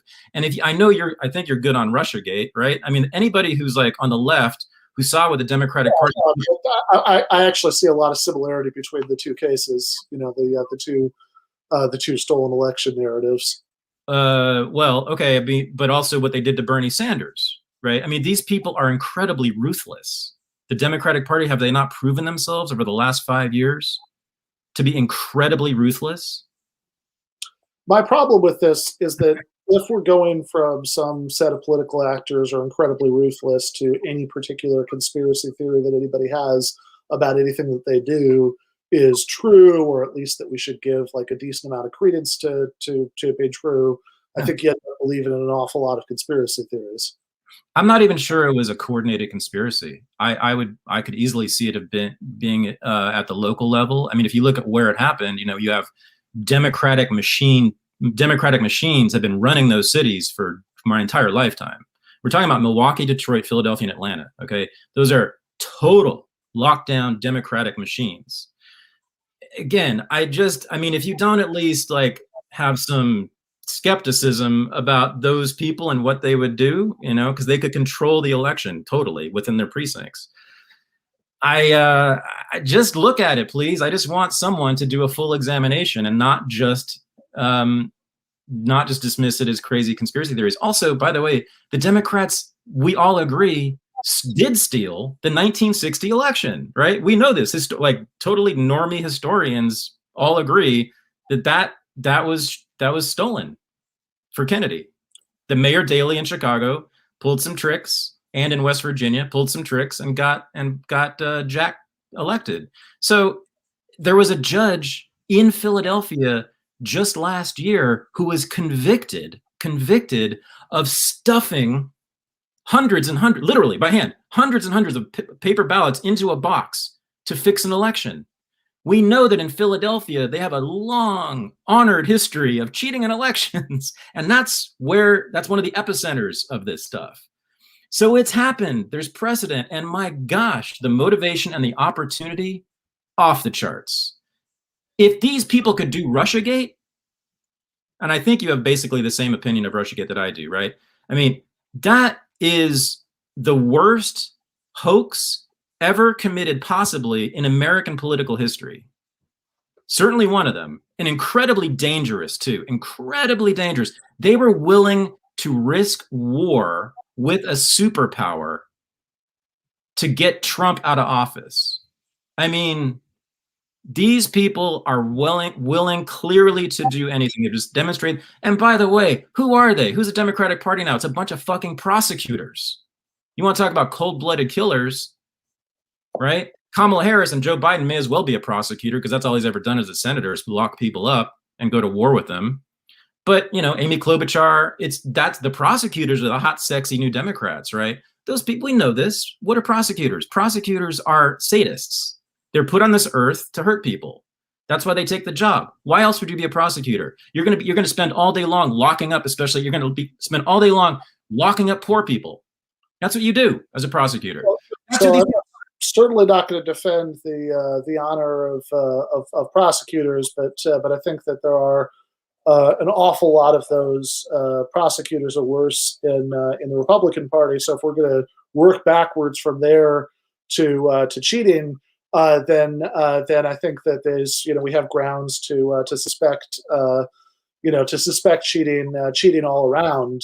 So I don't really get that argument. I do think that that Russiagate was bullshit, which adds to my skepticism about stolen election narratives. But I do, if it's all right to you, in just a minute, I want to bring Forrest back on and read some questions from the chat that are about earlier points in the discussion. And before we do that, I wanted to the natural transition from whether we should take seriously Trumpist claims about the election being stolen to Foucault. I certainly can't do that on the fly. I'm not going to pretend that I can. But I did want to before we brought on Forrest and asked the super chat questions, I did want to get one thing, like, to try to tie up one little thread that I wasn't totally clear on from earlier, which was this business about power, because you told me a lot about social construction, but what does Foucault actually mean? He talks about power, being so widely dispersed. What does he mean by power, and what's the normative implication of that? Like how much, if we think there's a lot of power being exercised over people in various parts of society, how much is intrinsically bad, and how much of this is just a neutral observation about how things are? Yeah, again, I mean, he doesn't make normative claims. He just doesn't do that. Maybe here and there in some interview you might see some of that, but he's very good about that. He's very disciplined. But I just don't think that's his what he's after. He's not interested in that, is my point. And in fact, he's Nietzschean. I mean, his granddaddy philosophically is Nietzsche, and Nietzsche's whole point was to get rid of morality, right? And stop looking for, moral reasons, to make judgments, etc. So Foucault says a couple things, and this is, of course, just the way that I read him, but I think I have a fairly orthodox reading, but that power circulates constantly in every direction, from every person to every other person. So right now, you and I are looking at it. So but you mentioned the panopticon in the segment before me, right? So right now, you and I are looking at each other. I'm not even talking about the audience yet, but we're looking at each other, and we're evaluating each other in various ways, right? And we're also evaluating ourselves. We're constantly thinking, am I doing this the right way? Am I saying the right thing? Do I look good? Right? And so that becomes a sort of self-policing act, and it also becomes a policing act. I'm sort of policing you, you're policing me in these subtle ways, right? But that's really, I think, what he's talking about. And he just says that power, in a famous passage in History of Sexuality, Volume 2, that power comes from the bottom up, comes from the top down. It moves laterally in every which direction. So, for instance, not for instance, but one way this could happen is, well, we know that ideas circulate, right? And their origins are multiple that have changed the world. Marxism is a great example, right? It's a damn idea by this fucking professor, sitting in the British Museum, writing his damn book with a big beard. Who the hell would care? Well, it turns out the entire 20th century cared, right? It was shaped largely around what Marx had to say, right? And a lot of that came, yes, much of it was elite intellectuals, no doubt, and I have a huge criticism of that, but some of it came from the bottom. There were some working class people in significant numbers who bought into the idea of class revolution, et cetera, right? And socialism. And then those ideas circulate outward, into the world, the rest of the world. It wasn't just in Germany and Russia where people were socialists from the bottom up, et cetera, right? Yeah, so in other words, it's not just this sort of very old school left wing, and I think most lefties are much more sophisticated than this now, but this old school left wing, and I would say woke identity politics version of power, which is that it's just top down, it's just oppression, it's just people who look like you and me but are richer oppressing everybody else. And that's it. And there's no agency. That's the other thing I love about Foucault. is he grants agency to everybody, including slaves, as I was talking about earlier, including, Russian serfs, everybody, people at the very, very bottom of society historically. They had agency and they made history. They made their own cultures. They had power in that relationship because their owner, needed them. They were the most valuable piece of property, right, on the farm. So that meant they couldn't kill them when they felt angry at them. That meant they couldn't whip them every single day, because if you whip a person, just like if you whipped a horse every single day, they're not going to work well for you. And they understood that, right? This is, again, Foucault's major insight here. So yeah, power is everywhere, and it's discursive. It's discursive. So he's Hegelian also, I think. Ideas are what make history, and ideas are carried in everyone's head. And also, once you get the people, and this was his point about modern power, once you get the people feeling ashamed about being bad citizens, you don't need cops. You don't need prisons, right? And that's the American middle class I just described. You got this whole swath of the American population that loves the military, respects the cops, believes in what the government says. You should wear a mask, even though the science doesn't say, and so everyone wears a mask, right? And there you go. You don't need external coercion. This is a new regime. It's a regime of management, and it's a regime really of internalized shame among the people. Once you do that, again, you don't even need a government, because they'll police themselves. Well, all right. So I think that I believe that that I don't have polling data, but I believe that that most epidemiologists do think that masks reduce the rate of spread of transmission of COVID. That's well, okay. They have as I said, I'm fairly sure that that's true. I also wish that you'd be a little bit more skeptical of the election stealing narrative. I think that there are good skeptical questions to ask there too, about, for example, why while they were manufacturing all of these millions of votes to have this unprecedented high turnout, for Biden, why they didn't also steal themselves a few more Senate seats, so the next 4 years would be easier. But I can tell you why. Because most of the people who would have submitted fraudulent ballots probably didn't care or know anything about the Senate race. I think that's a lot of what happened. I think a lot of people were told, hey, here's his ballot, and you can get that bad orange man out of office if you just do this. They don't know who this. Most Americans have no clue who their senator is. Not a clue. Well, I would think if you were getting people to gather, ballots for dead people and whatnot, you give them that information.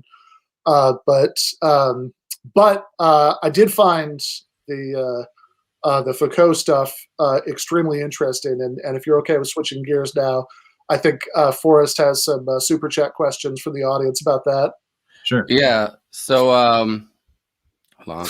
So the first one is have you read One Dimensional Man? How beautiful did you find it? And why do you think it's the story of the modern man? Wait, feel free to only answer the first part of it. Was the word beautiful? Yes, yes. It got very contentious after have you read it? But I think that translated the gist of the question is, what do you think about One Dimensional Man? Oh, it's the opposite of my politics. I think it is totalitarian. I want nothing to do with anybody whose lineage can be traced back to that thinking. It's grotesque. I don't know. What else can I say? It's like, yeah, I hate it. It's certainly not beautiful to me. All right. Fair enough. Someone said, Ananji said, thank you. We can all learn from Foucault about how the state exercises power. Somebody asked if you can expand on the term discipline in the way that you've used it in this conversation. That's a good question. Let's see. I mean, I was talking about Foucault's use of it. I mean, it's one of his big words. In fact, it's in the title of one of his books, right? Discipline and Punish. Yeah.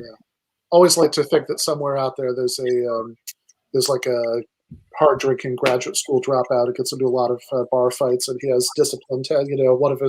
Calls one of his fists discipline and the other punishment. But yeah, you were saying I like that use of the term. I'm going to use that in my MMA career.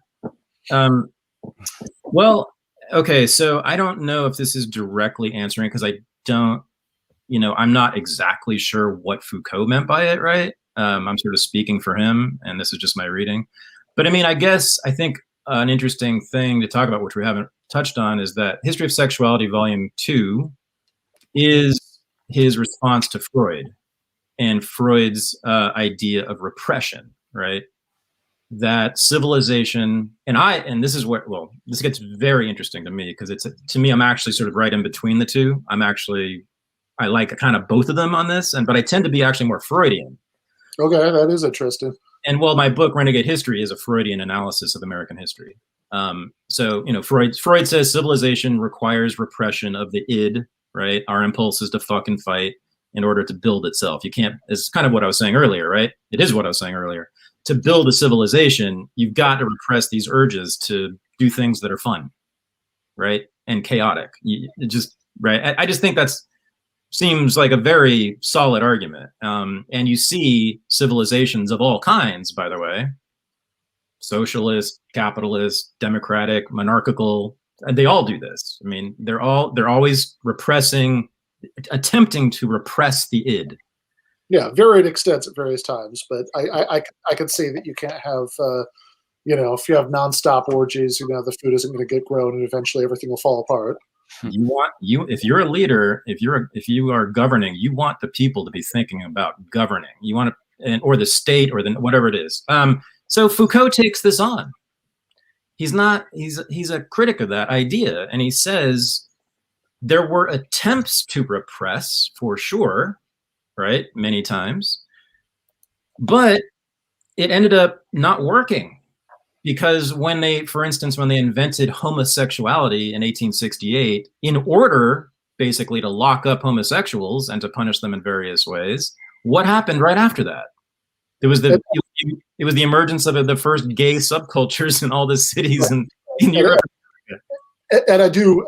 This is a friendly intervention, but I do, because I could see somebody misunderstanding what you just said. Right? It's certainly not that same-sex desire was invented then, but like the conceptual category of homosexuality. Correct. And the social category. Yeah. And so, as Foucault sort of says, I'm kind of paraphrasing. Like people who were labeled as homosexuals, they grabbed the term, they grabbed the concept, and said, yes, that's what we are. And by the way, being homosexual means this, this, and this, and they start to determine what it means to be homosexual and gay, and therefore you have these, what I think were beautiful gay subcultures that emerged completely from the streets among the working class, by the way, in New York and in Paris and in Berlin in the late 19th and early 20th centuries. So the attempt to repress, he says, is an introduction of new discourse. So when homosexuality as a concept was invented in 1868 by a German social scientist, he just gave to people who had same-sex interests a category to belong to. And many of them gladly did so. Others ran from it, but many gladly ran to it. And then by the mid 20th century, they're grabbing onto it hard. And then by the 1970s, they're running in the streets naked saying, God damn right, we're faggots. And we're gonna beat the fuck out of your police if you do anything about it, right? I mean, that's 1 century that happens, right? But when you introduce repressive discourse, he said, you're just adding more stuff, and you're often adding desire and pleasure and things that are enticing. And people, oh, what's a homosexual? Wow, what's that? Oh, turns out I'm one. Right? Oh, and it turns out Bob down the street's one too. And oh, I've heard that there's a city called San Francisco, and I'm going to move there as soon as I can. And here we are, and we're all homosexuals. Oh shit. So that's, I think, when he's talking about discipline, he's talking about attempts to discipline. Now, in Discipline and Punish, he talks about the creation of the modern penitentiary, which was much more about constant surveillance, the panopticon. In the modern, the Benthamite prisons that Foucault talks about, everybody can see everybody else simultaneously, and the guard tower is right in the middle, so he can see everybody simultaneously as well. They're always watching each other, and they're always policing each other. And he says solitary confinement essentially was intended to make people sit there with their conscience. Right. Sit there with their conscience, and then every once in a while, a priest or a counselor or a psychiatrist would come to their cell and explain to them exactly why they should feel guilty about what they did and who they are. And then they just leave them alone in their cell for days on end. Anyone had that experience before? You know, being alone, being caught with your ideas, and when you might be bad, a bad person, right? It's the invention of conscience and guilt and shame. A little too Protestant for me, as exactly to reference. Yeah, the Catholics are like they're the regime of blood, right? They just fuck you up, they beat you up, they do. It's just all this sort of external coercion, right? Heavy-handed shame is not nuanced, not subtle, right? But the Protestants are all about, hey man, listen.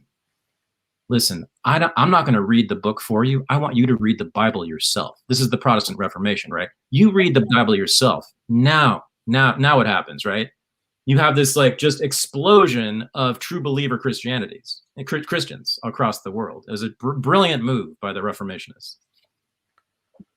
Yeah, absolutely. Have you ever, by the way, this is a little, so Alec Ryrie, I have no idea if I'm saying his last name correctly. It's Ryrei, has this series of lectures that are on YouTube about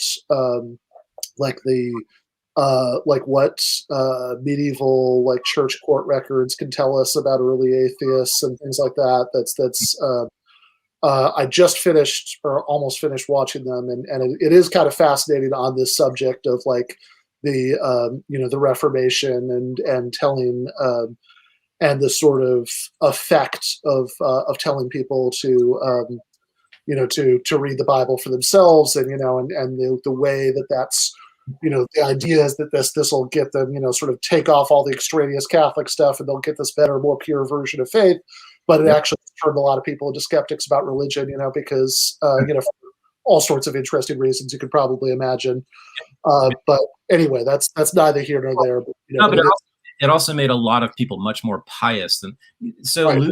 Luther and Calvin's big beef with the Catholic, well, it's many beefs, but one of their big beefs with the Catholic Church is very Foucauldian, is that they weren't getting the job done of disciplining the people, right? So Europe, at the time of the Reformation, there's great, paintings done of this, and there's plenty of, we know this from scholarship.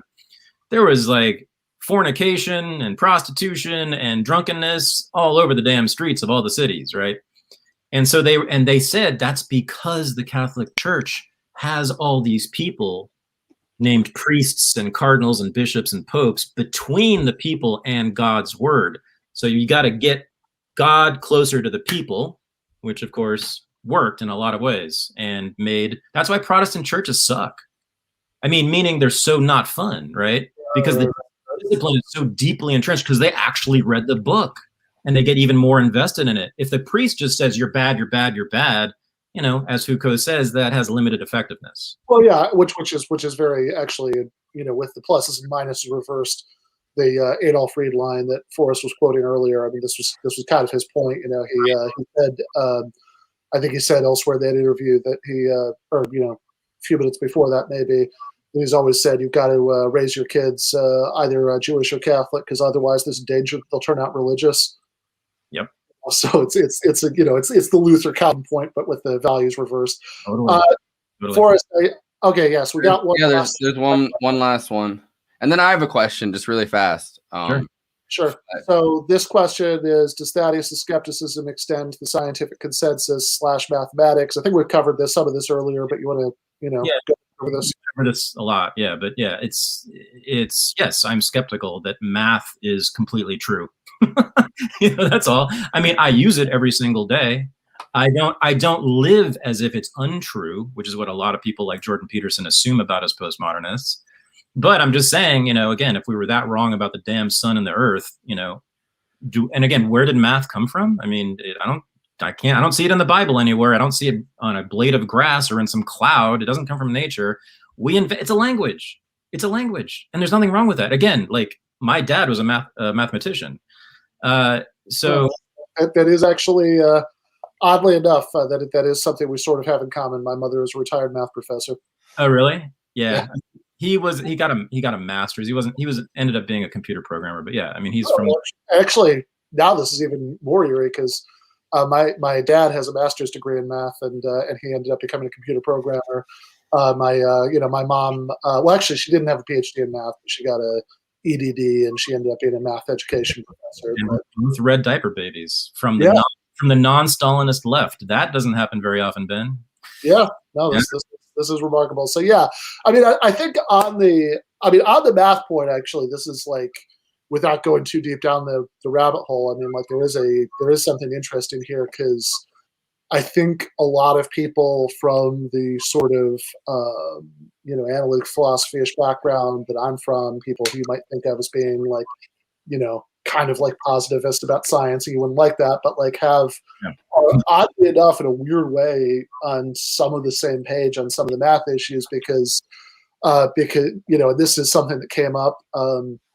Look, James Lindsay, who I know said had this thing on Twitter that was like, I don't know, at least if you follow the right people, there were like weeks of discourse about this, about how absurd it was that anybody would deny the objective truth of 2 + 2 = 4, and of course one like position that I think within the sort of philosophical background I'm describing is like respectable, that sounds as reasonable and likely to be true as anything, is that okay, 2 + 2 = 4 is true, but that's because that's truth is relative to a set of arithmetic axioms. You have different axioms and something else is true.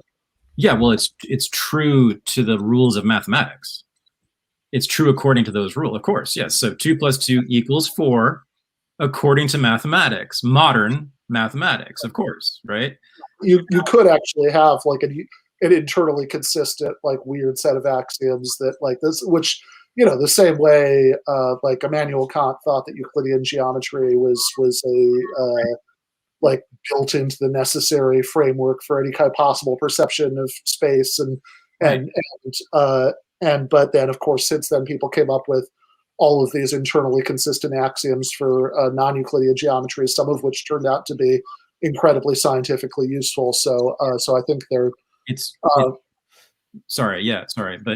so Boardwalk in Monopoly is $600 according to the rules of Monopoly. Does that mean it is absolutely true? No, but I love math is just fine, and it turns out to be useful as far as I can tell. Again, I'm skeptical about it. I don't know if it actually maps onto reality the way that positivists think. Physical reality, you mean? Sorry? When you say maps onto reality, you mean like physical reality, or what do you mean? Anything, yeah. Okay. I'm just skeptical, like, as we should all. And by the way, I've interviewed many scientists on my show, and my dad was a mathematician, so I've known these people. All of them pretty much say, scientists are postmodernists. They're supposed to be skeptical of everything. Their job is to actually try to take down every truth claim that's ever made. That's all they do. They just go hammer and tong at each other. Anytime there's a truth, they're arguing about gravity. Like, there's a massive debate among physicists about gravity now. Like, because they found some stuff in outer space that was moving not according to the rules of gravity that they, so that's a beautiful thing. They tend to be much closer to me on this than humanities people and social science people. It's science. Being a scientist is being a constant radical skeptic. That's who Copernicus was. He was a radical skeptic. Yeah, I mean, I guess there's radical skepticism, like you don't think, like some like this sort of ancient Greek, like academic skepticism. You don't think that we know anything, or maybe there's some, we only know that we don't know anything, and then like there's skepticism in the sense of thinking that things have to like pass a high bar of evidence, or we should like be constantly looking at whether something is really our best explanation of the evidence that we have. but look, I don't. Actually, sorry. Let's just go to Forrest's question before we. Oh well, all right. So I don't want to relitigate this whole part of this conversation, but I was a little bit curious about what. Said, oh God, it's going to be the election. Yeah, my question is, all right. So Trump appointed throughout his presidency like 245 judges that got confirmed to federal courts, right? Like unquestionably, that was Mitch McConnell's goal. That was Trump's goal. Sure. Trump appointed like 3 Supreme Court justices so that he would have a majority on the Supreme Court. And a big part of that, I mean, obviously deciding cases, but like deciding, if there was another situation where Trump, if there was another situation where Trump lost the popular vote but won the Electoral College, it would be stacked in his favor, obviously, like it was for Bush. So I guess my question is, the Supreme Court just rejected the last of Trump's 60 appeals to look into different, things that they thought that they had some kind of evidence on election fraud. So if they rejected, all of their appeals, like where would you assume that the day in court would happen? You mean why? In other words, why would Trump appointed judges rule against him? Is that the question? No, my question is, if there is evidence, where do you So you said, oh, we should let them have their day in court. Like, what? I mean, the Supreme Court said there isn't evidence. Federal court said there wasn't evidence. State court said there wasn't evidence. They didn't say that. They just they refused to look at the evidence. They rejected him on standing. So that maybe brings us to the first part of Forrest's question about the motivation for Trump appointed judges to do that. Trump's motivation to do what? To appoint those judges? Sorry, no. The appointment for judges who were Republicans who were appointed by Trump, right? To reject that, right? Like, in other words, even if they're just making decisions based on standing, it seemed like, in part of what you were saying earlier, you were suggesting that they were making these decisions, because they were just not willing to look at the evidence because they had something to hide or something. But you'd think that if they're Trump-appointed Republican judges, if anything, what they would want is to find reasons that Trump won. Yeah, and to do the most they could to assist with that. I mean, winning. Okay. At that point. Okay, so I don't know what's in the minds of all those judges. I do know this, that many, many people who Trump appointed to all sorts of positions, right, even in his own cabinet, and many judges have become anti-Trump, right? Trump had all kinds of people running around the White House and in judge positions who became basically anti-Trump, or they certainly didn't follow him down many of his paths, right? Now, this is actually something I'm glad you asked this, because this is what I didn't say. And I think a lot of people on the left might appreciate this. So why would the Supreme Court and all these other courts, these federal courts, not even want to look at this thing? Not even want to look at it. Okay, well, let's say they did. And let's say it turns out it's true that the Democratic Party did steal the election from Donald Trump. Okay? You know what's going to happen then? The destruction, not just of the Democratic Party, the destruction of the American empire. Because the Democratic Party created the empire. That's their baby. That's why they've been doing everything they possibly can to get him out of office since day one. That was an operation by the FBI and the CIA and the NSA, right? It was about all the intelligence agencies getting Trump out of there because he was asking questions about NATO. Because so what Trump actually did in office was, rip up the Iran deal, get rid of the few restrictions on the drone program that have been put in, late by Obama. I didn't say he was a peacenik. Wait, I didn't say he was a peacenik, but he is skeptical of the American empire. That is very clear. And it's very clear whether that's true or not. The establishment believed he was a threat to the American empire. Am I right about that? I think at certain points they did. Yeah, I think that they were corrected as it went on. But yeah, existential threat, right? So again, right, and it's not just the Democrats; it's also the establishment Republicans who are anti-Trump, who were in league with the Democrats in squashing the investigation into the election, right? That's why Trump's so pissed off, is because all these Republican governors and, you know, all these Republican office holders around the country have also been like, no, it didn't happen. It is an existential threat to the entire American empire, guys, because if we discredit the Democratic Party and the Republican establishment, then what standing does the United States of America have in the rest of the world? How can we ever again say that we are here to export democracy? How can we ever say that, right? That we stand for the people's voice. It's the whole project, the whole 250-year project of building this massive American empire, which was almost entirely a liberal / progressive project, by the way, that the Republicans just went along with. Okay? I mean, I think the Bush administration certainly did a whole lot more than they went along with it. They went along with it. Going along with it. I mean, they dramatically expanded it. They did stupidly. So what was Obama's criticism of the Iraq War? Not that it was a bad idea to go in and change other people's cultures and civilizations. What did he say? He said it was dumb, because it discredited the United States, which it did, because it was not the smart way to go about building empire. We agree here, right, that these guys are all sure, but of course Obama liked a lot of other Bush inventions, like the drone war.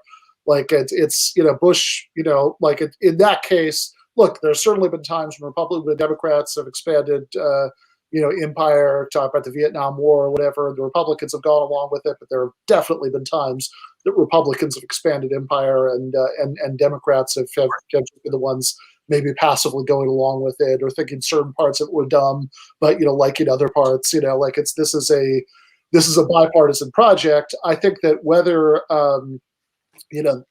I think that it's certainly true that in 2016. Like a lot of establishment Republicans saw Trump as a big threat. Like I remember there was a Matt Taibbi column back then with a beautiful line in it about the difference between Trump and George W. Bush. We were told that how strange it was to be told that Trump was couldn't be elected because he was too stupid. Because come on, remember George W. Bush? They said the difference is that George W. Bush was their moron, whereas Trump seemed like he might be his own moron.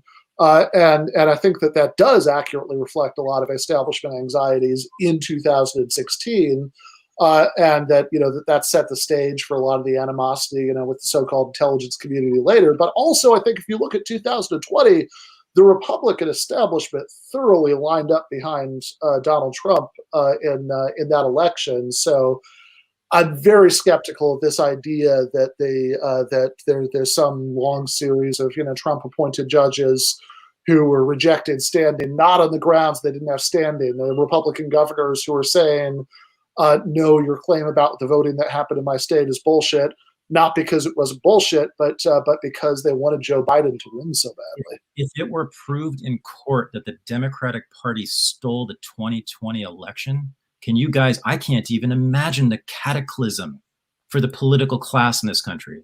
But it probably wouldn't be proved that they stole the election. They would probably find individual people who acted on their own, volition or were told to do something, and it probably wouldn't go up that high. And then, let's say, just taking the thing of let's say that actually did happen, they would throw the individual people to the wolves. They probably wouldn't, it wouldn't discredit the Democratic Party necessarily. I mean, I don't know. I just don't see.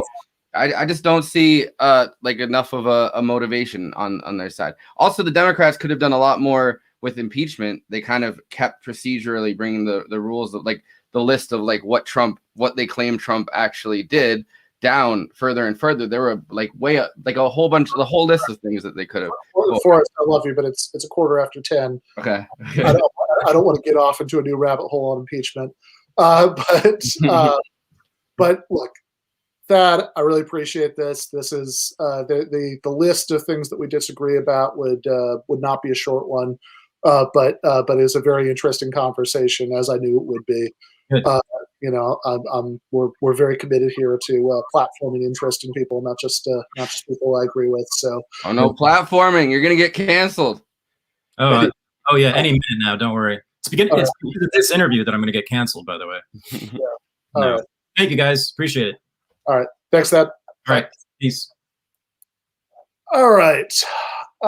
So we have the Biden, the Biden update to get to, and I think maybe a couple other things before we wrap up for the day. I'm not going to, I think it's a little classless to shit talk people after they leave. I'll say that I have not been brought around to postmodernism, but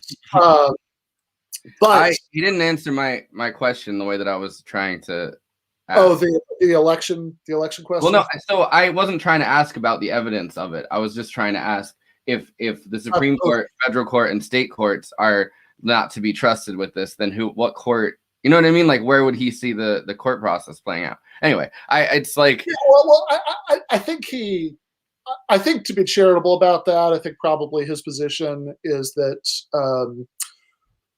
is not so much that there is a day in court that could still happen, but just that it should have happened. I mean, that yeah, no, that's how I took his.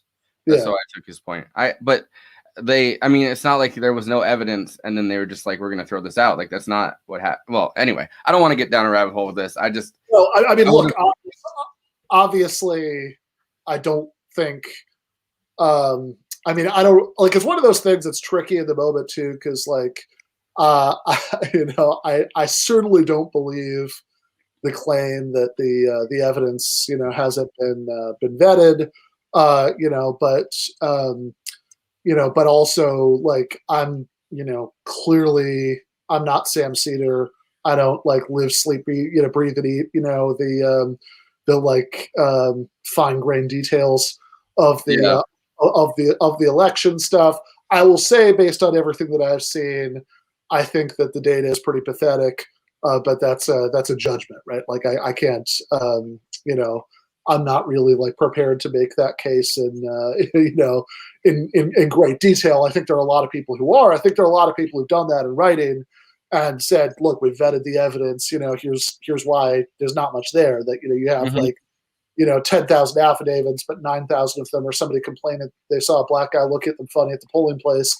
So, again, that would be my take on there. But it's up to the judges. Like, it's up to judges to decide what's reasonable and what's not. And I don't know. It just seems like it's gone through enough parts of it. Like if it got stopped at the state level completely, you know what I mean? Like Trump files a suit, they throw it out, and then nobody will appeal it. Like, I can understand being skeptical, but it's just like each time they have to vet that evidence in their own court and then decide whether or not it's worth hearing everything out. But you know what I mean? Anyway, it's not important because it's not something that even if they did prove tomorrow that the Democrats had cheated, like, it's not like anything would change. You know what I mean? But like, right. I mean, that's the part where, like, I mean, if anything, obviously, as I said at the end, there's a long list. There's even a long list related to the election.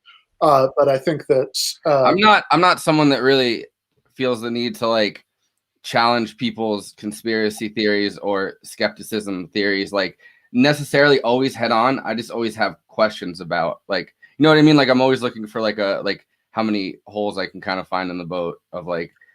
Yeah, right. No, I got you. And like I said, I mean, I'm not going to, left media is full of people who I think would jump on that and like they would have hours of stuff to cite, look, what about this report? What about that one? You're just wrong about the data. I think I've got some general reasons.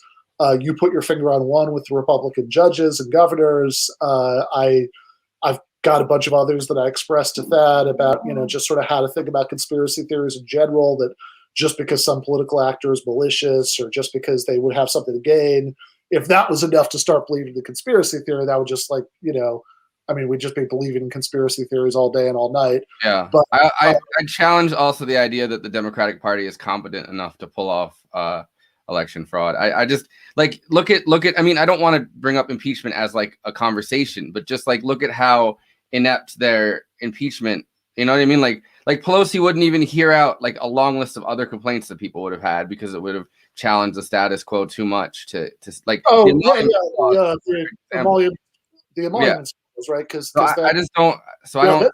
That is actually true and quite separate from the Thad thing. I think that's like always worth spending a second on to spell out. But his like the context he built around it was about their competence and how sinister it is. Anyway, we should pivot to the Biden update. We should, but like I think the last point.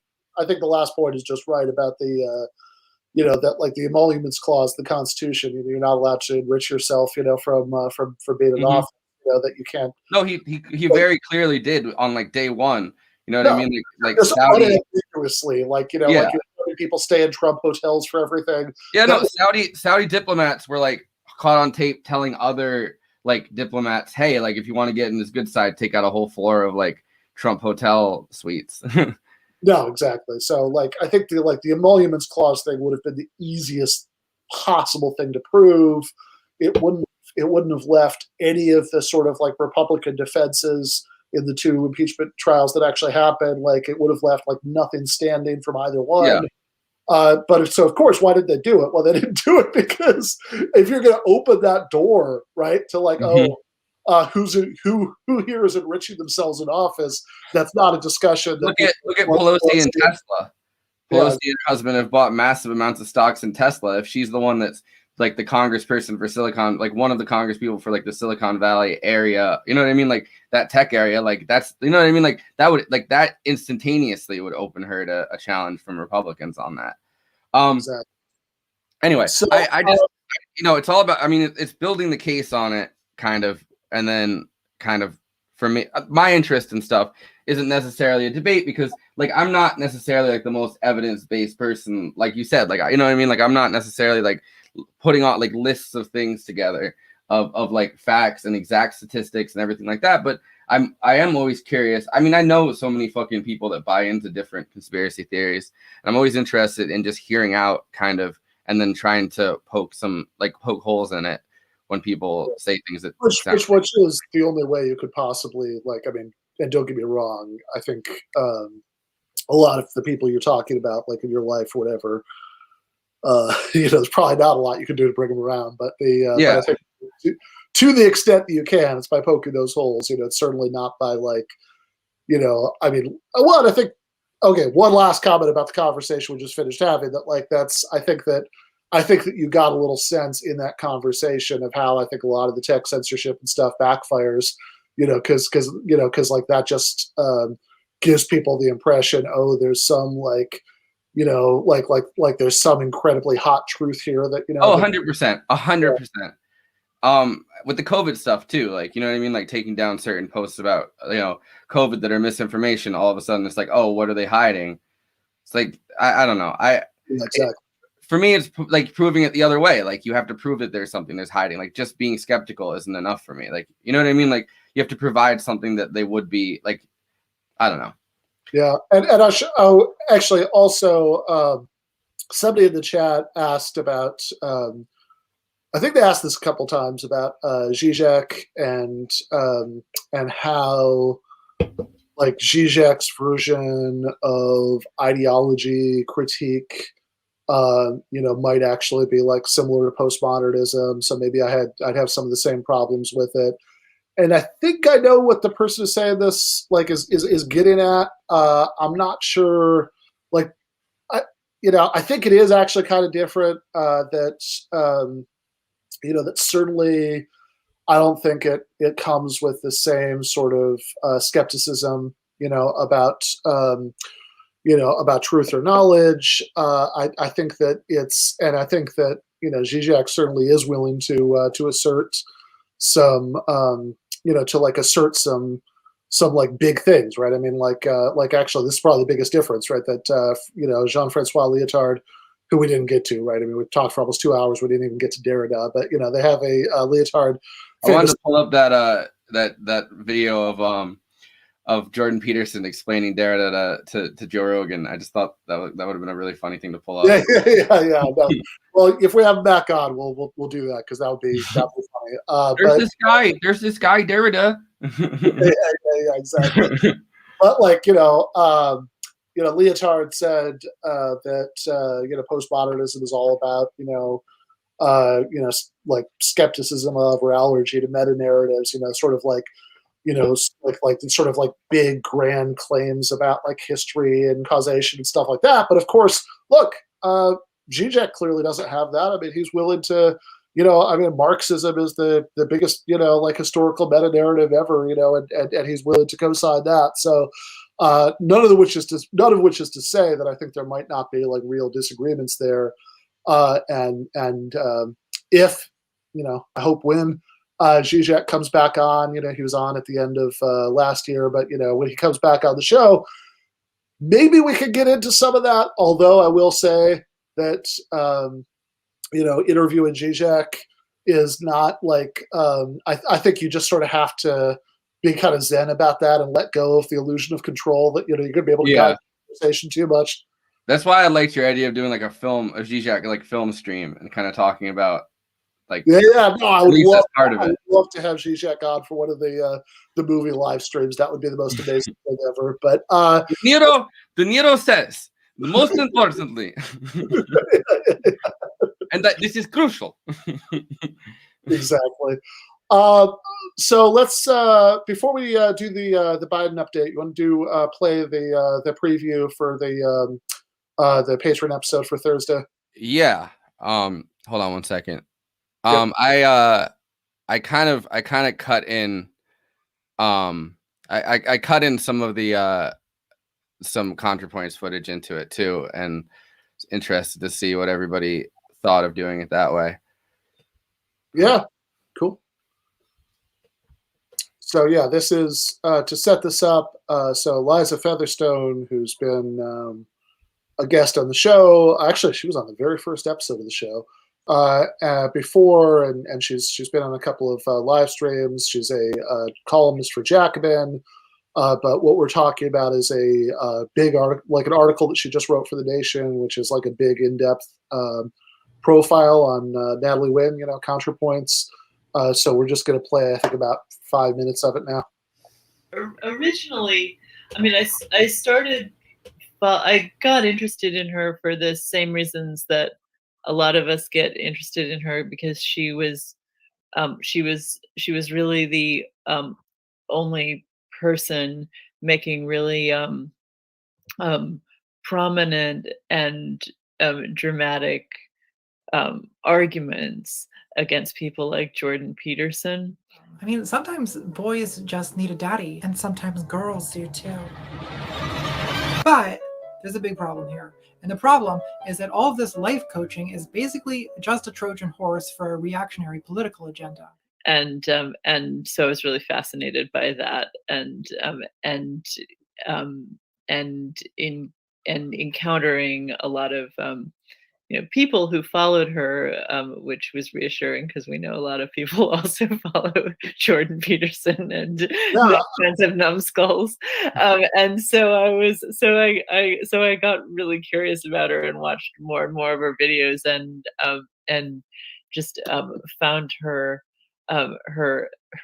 aesthetic really compelling, and her kind of her commitment to rational argument really unusual and inspiring on the internet, and was just really curious about her, and so as I was my relationship with The Nation was changing into one where they wanted me to do a lot more interviews and profiles with people, which I love doing and don't get to do that much of otherwise. So it was a good so it was a good so it was one of the ones early on in that change in my role there. We had the editors and I had our sights set on me interviewing Natalie Wynn, but it was sort of hard because it was hard to find a time at first, because she is very busy. She has a very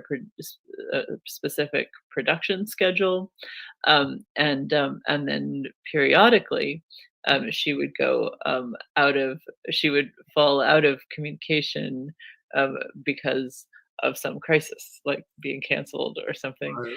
And then we were just about to do the interview around this time last year. And then there was lockdown and I couldn't go to Baltimore, which I had been planning to, like, do a real profile where you like hang out with the person and, go to their favorite, coffee shop with them, because wouldn't that would be so fun to do with her, right? Right. Oh, totally. And so that was sort of my dream, was this is going to be like a real profile, and where you physically describe the person and all that stuff, because she, unlike most political people that we're interested in, she looks interesting, Right. and she has like a real aesthetic going on, and like there's something to describe. A lot of times I do these kinds of profiles, and I interview somebody and they're just like a government official or like a politician, and the editor's like, what did they look like? And I'm like, I don't know, who cares? But Natalie's really striking, and she puts a lot of effort and work into her appearance. So you do want to do that kind of actual rich description with her. So anyway, so I was so excited, and I was going to go to Baltimore, and then there was lockdown, and my husband and I are like not youthful, and so we were just like, oh no, like we're gonna die. So I had to cancel it. And then a few days later, everyone was canceling everything. And then they got back in touch, or rather, I'm saying they, not because that's the pronoun Natalie uses. She doesn't. But she had But yeah, it's her.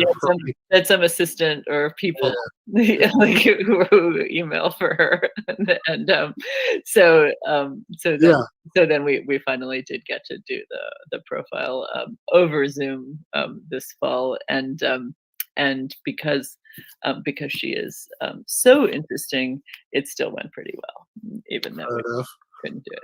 Yeah. Yep. Should also say that she said she was talking about the early COVID stuff, said, oh no, we're going to die. And so Liza Featherstone definitely not dying of COVID. She actually just had her second shot. That was actually that interview was a little bit delayed because of the second vaccination. But anyway, it was a really interesting discussion. We got into like a lot about persuasion and the way that and the way that Natalie's videos try like sort of work at persuasion, and how that's different from a lot of what the left does, and the ways that like intra-left like sort of personality conflicts get coded as intra-left, like substantive political conflicts. So really interesting discussion. If you want to watch that, listen to it in the podcast version, go to patreon.com / Ben Burgess, and $5 a month. You get the weekly Thursday bonus episodes. So you get an extra episode every single week. You get access to the Discord server. You get monthly Sopranos recap bonus episodes with Nando Vila, Wosny Lambre, and Mike Racine. The next one of those is going to go up for patrons on Tuesday, actually. So that's tomorrow night. And then you also get regularly scheduled at least once a month Discord office hours, group voice chats, and you also. And I think we're also starting. We've only done one so far, but I think we're going to make this a monthly thing. Doing Discord movie nights. We watch a movie with patrons. Yeah, that was really fun. Yeah, absolutely. So yeah. Please do consider doing that if you can. Remember, even if you can't swing the $5 a month, trust me, I get it. I've been there, but like and subscribe here on YouTube, and rate and review wherever you get podcasts. Those things really do help. For I don't know why I'm doing this. This is the Democrat thumbs up. But yeah, the Clinton thumbs up. Yeah, the Clinton thumbs up, but like Obama did that too. The weird like thumbs up that doesn't look like a normal gesture that a human would make. Yeah, well, Bill Clinton did it with the lip bite. That's what he was like. He was. Yeah. Obama did do the lip biting, but I think they've got some consultant who trains them all to do that. That like somehow, because I think the idea is that like pointing is too hostile, so and even I don't know why just doing normal thought. I don't know, but whatever. For some reason, this is drone striking. Fine, given the point a little too hostile. Yeah, exactly. All right, you want to do the Biden update? Yeah, let's throw up the Biden update graphic. I love this. It's just how I feel waking up every day in Biden's America. All right, so we're gonna, since we talked about the minimum wage not being in the COVID relief bill, I thought it might be good to touch on what did survive the Senate's very, very contentious 50 to 49 vote, Senate vote the other night, I guess, because Joe Manchin kind of pushed it into the early hours of the morning. I remember seeing the notification at 1 or 2 a.m. that they had finally passed it or something. And, Joe Manchin kind of held it hostage, which I think that there are a million ways to deal with someone like Joe Manchin. I don't think he's a very strong political force. So the fact that Democrats aren't dealing with him in any of those ways, aren't using the bully pulpit or any other, anything like that, kind of shows that they're not really committed to a lot of these, to the figures that they've come up with, despite the fact that they're always touting them. But all right, so the first thing obviously that made it through is some form of stimulus check. Although part of Joe Manchin's whole thing was making sure that it was means tested beyond belief. So direct payments for millions of Americans. Anybody making up to $75,000 gets the full check, or couples making up to $150,000 per year. And that's also worth mentioning here. The way that they're telling who makes that much money is based on the 2019 tax returns that were filed in 2020, which is of course worthless because we were going through. We had this unprecedented economic crisis, when COVID started, and a shit ton of people lost their jobs. There were all kinds of economic ripple effects. So like just the fact that somebody, all of which is just a long way of saying the fact that somebody made, some fact that somebody made X number of dollars in 2019 does not at all necessarily mean that they're actually making that much money now. Yeah, and there's a really good article in Jacobin about it. There's absolutely no reason to means test the stimulus checks that quotes Bernie saying all working class people deserve the full $1,400. Last I heard, so he said 55,000 because that was the figure I think at the time. But 75,000 just as much. It's still a middle class. You're still in a middle class bracket at that point. Even if I don't think it should be means tested at all. Like, you know what I mean? Like, I think everybody, regardless of how much they make, should get obviously the full 2,000, but the 1,400. But yeah, I mean, so the decision means that 17 million Americans who received a check under Trump won't get one under Biden, according to a study from the Nonpartisan Institute of Taxation and Economic Policy. Horrible fucking optics. First of all, let's talk about that. Just from how can Democrats retain control of any really part of Congress, but how can they retain control of the Senate? That the optics of that are fucking terrible. You've got a stimulus check. 17 million voters who got a check from Trump, not a check from Biden, and all of the that's just quite apart from all the standard lefty reasons to be against means testing. That's just politically insane. But I mean, political language is the language they speak. You know what I mean?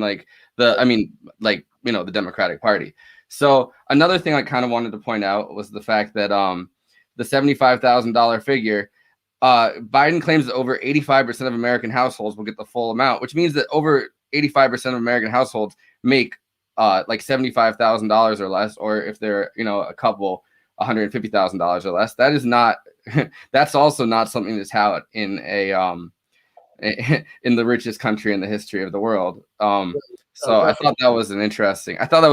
Statistic. The other day I was reading that 63% of Americans right now are living paycheck to paycheck through this pandemic. Yeah, I would also say just that on, because I know that there's like a certain kind of like liberal viewer who'd say, no, but wait a second. If you look at all this other stuff that was also in the relief package, even though there's 17 million people who got a check from Trump but aren't getting a check from Biden, there's all this other good stuff in there that's going to benefit them. So like they'll really benefit more anyway. And all I would say to that is listen to yourself and then ask whether you actually believe that 17 million voters are going to be making all these complicated calculations about, no, if you really think about it, you're better off, or whether they're just going to say, hey, I got a check from Trump. I didn't get a check from Biden. Yeah. And it was a brilliant move on Trump's part, because obviously he has the political instincts that they lack, despite not being a politician for most of his life. Like putting his name on the checks, you know what I mean? Like was a fucking brilliant move on his part. So of course the next thing I guess is the child tax credit. So it raises the child tax credit from $1,000 to $3,000 per child, and it's even more for families with young children. They can receive a credit of $3,600 for each child under age 6. I mean, it's refundable tax credits. It's still not a, you know what I mean? Like that's still not money handed to. Oh, yeah, right. Like it's a good thing. It's a very good thing. Mm-hmm. But it's insane that it's being like it's accepting this right wing framing that you can only give people money if you like package it as a tax cut. Yeah. And it's also like, before we all, strain ourselves, patting ourselves on the back about all the poverty this is going to cut. Like, okay, that's put that back up. How much money per year per child?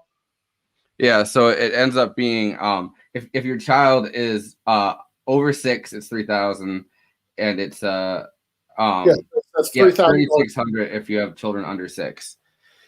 So and that's for the whole year. And you're means testing children now. Like, look by age. Nope. Sorry, they just turned 6. $600 for you. Just nuts. But like also, okay. I mean, yes. First of all, the fact that it takes so little money to cut the poverty rate that much. Yeah. Says amazing about the fact that nobody bothered to do it. No, it's like it's thrown into a bill like, oh, this will like cut it by half. Like, all right, we'll cut it by the full fucking thing. That's not even a standalone bill. Yeah, but also like if you've done like what Rashida Tlaib wanted, which I believe was to have like an initial $2,000 check and then $1,000 a month. After that, until the end of the pandemic, until everybody's vaccinated, then Jesus Christ. I mean, if $3,000 in a child tax credit is going to do that much to counter poverty, how much would that do? Like if when Rashida first proposed that like about a year ago, that would be we'd be up to like was it like $13,000 or so by now? Yeah. It also light a fire under both states, and it would light a fire under both states and drug companies that would be providing these vaccines. They're going to want to get, you know what I mean? Like they're going to want to get the vaccines out to people as fast as possible. And, you see all these like weird vaccine distribution schemes that are going on, especially, I mean, in New York is a good example of it, but like, like a lot of these are going to fall through. I don't think that would be the case if we were getting a monthly check.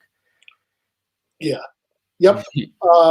And again, it seems like the easiest call ever. Like it wouldn't even like Jesus, like it wouldn't even be that much money in the great scale of of government spending, and that like you have like this is just sort of the like the bare minimum of sanity that of course you have this deadly virus that is stopping tons of people from being able to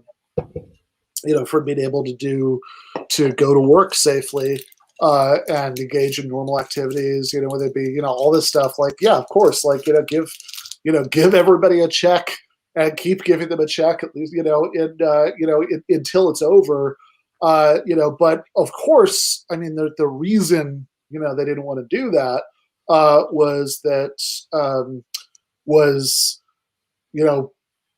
I mean, whatever, like, I mean, I mean, I know this makes me sound like the most like predictable, lefty ever, but I mean, like, it really does just boil down to, wait a second, you can't give people too much money, or then, then they won't be eager to race back to work, to accept wages. Yeah, and I don't know.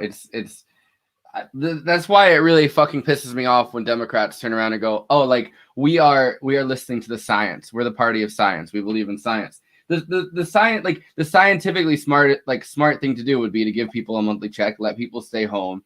The virus would have been, if people aren't going places, like obviously some people would still have the virus because like some people aren't going to listen to whatever people put out there. But like for the most part, the people that are going out and like spreading the virus are the people that are going to work. You know what I mean? Like they're going to labor under conditions that they're not protected. They're not, they're not given the same protections as everyone else. They probably don't want to go to work. You know what I mean? Like, but like they have to, obviously, under the system. The scientifically smartest thing to do would be to make sure that as many people as possible are able to stay home through this entire pandemic. Exactly. Yeah. And then, and then you didn't even need to do a lot of those, like, I mean, we like rush to vaccine schemes that seem to be exceedingly failing. No, that's so yeah, you want to do one more point from the bill? Yeah. So I guess the last important point is the unemployment insurance, which once again, I mean, so this is where Joe Manchin's whole thing came in. He didn't want to give people $400 a week that were unemployed, which is the House bill had that. He wants to give people $300 a week. So they cut it by $100, which is really interesting because Trump's unemployment insurance, like the CARES Act, you know what I mean? Like that he got to put his name on, was $600 a week. Then Trump kind of cut it by an executive order down to $400. Then the last, whatever, like, when it's like $400, but $300 was federal and $100 was state. And then they kind of cut the $100 that was state. And now it's just a flat $300 this time, which you'd think the Democrats would want to raise it at least a little bit. You know what I mean? Like Republicans can just turn around and say, under Trump, you were getting $600 a week. I mean, I don't think they will, but like, so that's kind of an interesting one that I wanted to talk about. Yeah, no, for sure. And, a lot of this stuff too, this is one of the things that, that I was, that I was talking about on Katie Halper last night before we got into a long argument about voting. But then we, like, a lot of this stuff, I think that, and I think this is going to be like the general shape of the next 4 years, that there's this like constant back and forth where the left talks about how, like everything that Biden, could and should be doing that he's not doing.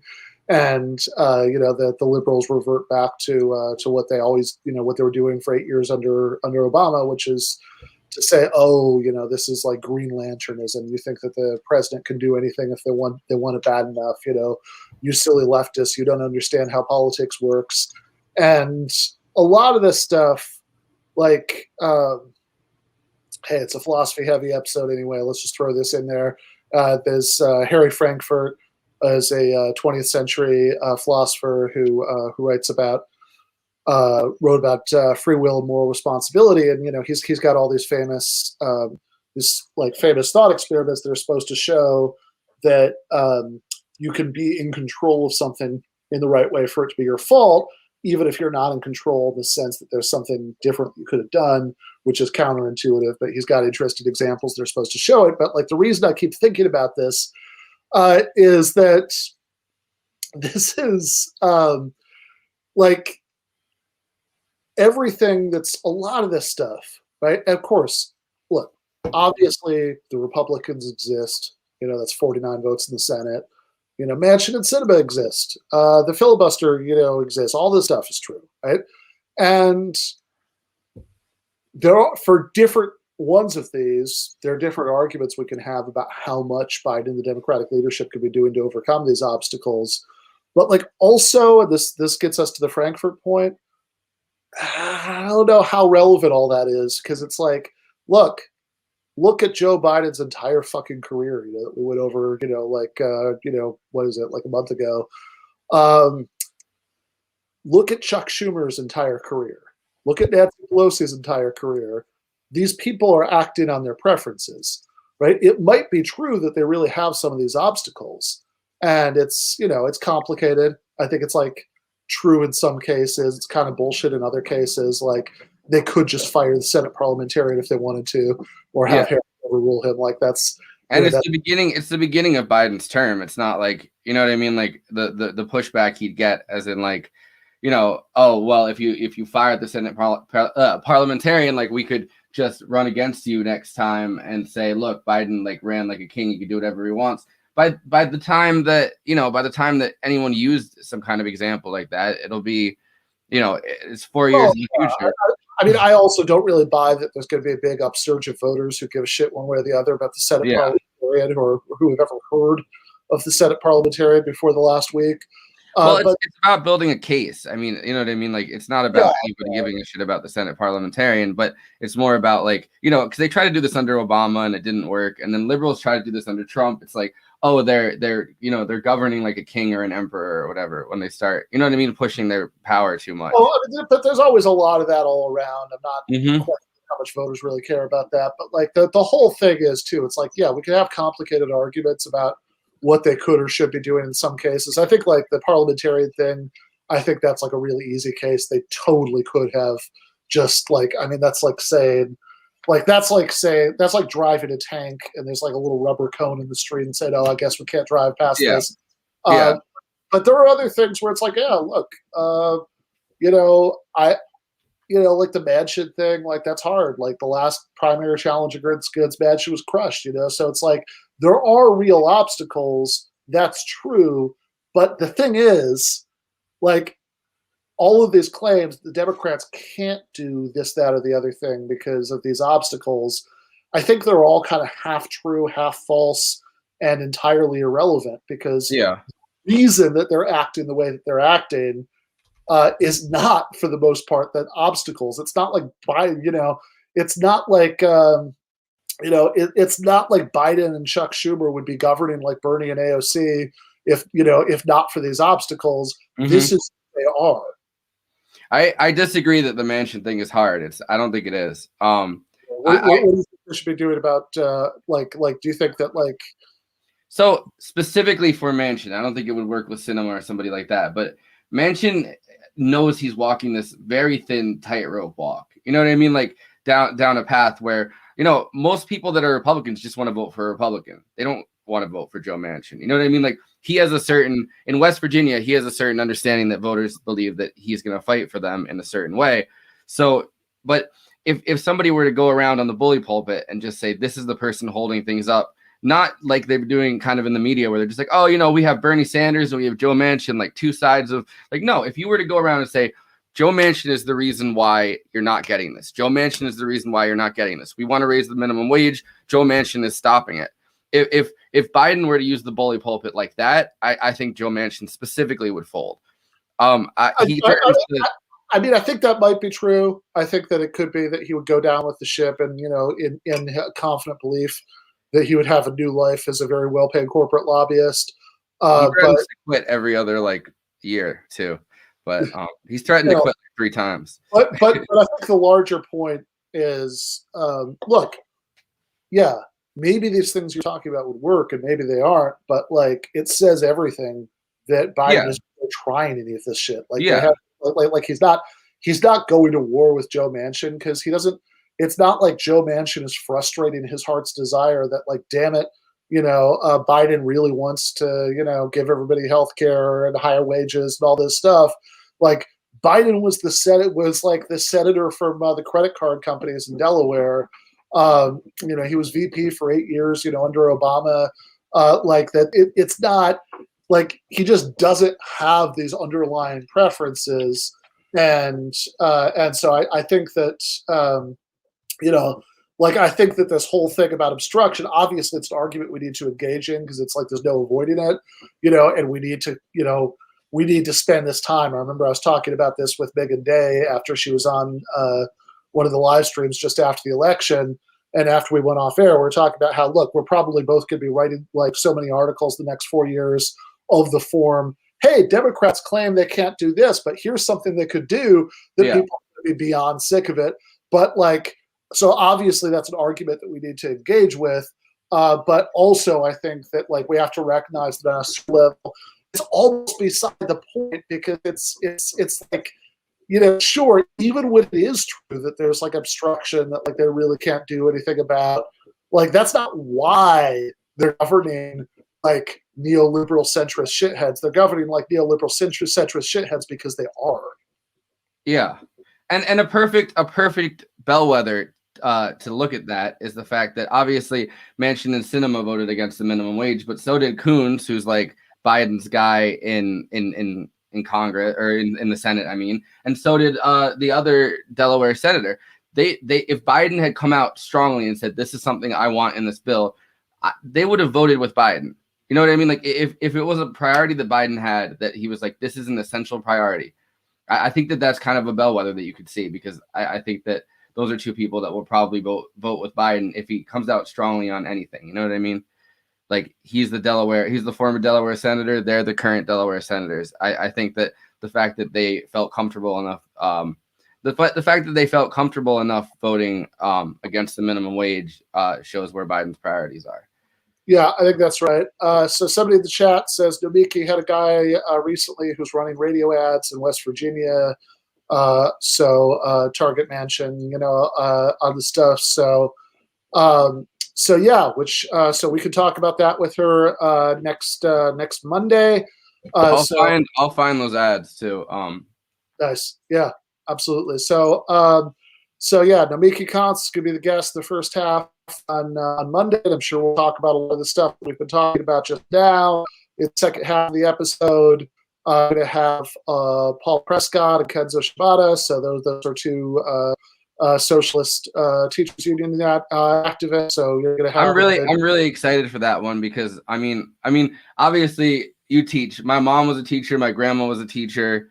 You know, like. I mean, they were college professors. Well, my mom was a substitute teacher all around our school district, but she was also a college professor. And, you know, so teachers unions are something that is definitely feels very close to my heart. Yeah, I've done, I mean, I had, for 2 years at Rutgers, I was on the board of the adjunct professors union there. And I have substitute taught for a couple semesters. One, when I didn't have academic gigs. So one more semester of substitute teaching, I think I would have shot myself in the head. So mad respect for anybody who keeps that up for a long time. But my mom started out as a local adjunct professor, and then they laid her off, which I saw how fucking, you know, how debilitating I guess that whole process can be. So she came back and was like a substitute teacher around our district, and then right before COVID started, she kind of was like, I can't do this right now, and left for right now. But I don't know. She was very hardworking with. I mean, she does art teaching, and like so. I think a union would have done her a lot of good, not just as a as an employment institution, but as a social institution. You know.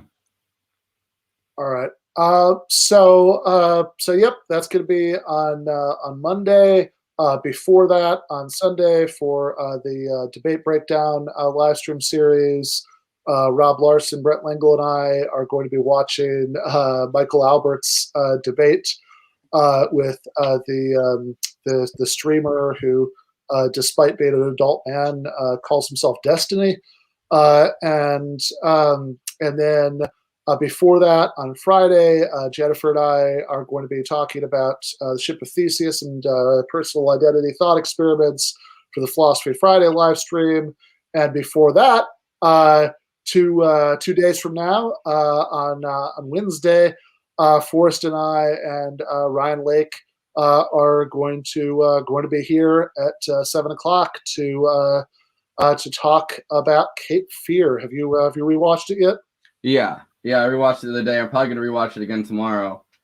Yeah, I'm gonna watch it longer than I remember. I mean, I don't know if I've watched the entire thing or if I've seen a lot of. I feel like I've probably just seen mostly clips and then seen it like on TV and stuff and caught it. Yeah, I made Jen watch the Simpsons Cape Fear parody last night. Yeah, that's like it's so spot on in some points. I completely forgot how like. Yeah, I sent you the with Silent Bob Sideshow Bob. Wow, Silent Bob. Sideshow Bob is just sitting there with a cigar and he's laughing, and then Homer behind him. Homer is behind him with an even bigger cigar, laughing harder. Yeah. Oh, really? Now that's just too much. Yeah, nice. All right, well, looking forward to that. I will see you then. I really appreciate everybody for coming in and watching, keeping us company. I really like, I should say, no particular shade on anybody, or certainly not the host's fault, but every time I'm on another show that has live chat, I really appreciate how there's no other way to say it. Like, I really appreciate it, how smart the chat is on this show. So really supportive too. Like I did the first hour solo last week, and people were like, "Don't worry, I love you. You're doing so good." And I was like, "Oh wow." Yeah. Supportive here. They're supportive. They're thoughtful. They have good questions. They're engaged because like they're interested in what's being talked about. They're not just kind of flinging shit. Like so many chat sections. In so many places are. So yeah, best chat on YouTube, no doubt about it. Really appreciate all of you guys. Really appreciate people who asked. Super chat questions, and I will see everybody here at 7 o'clock on Wednesday. Left is best.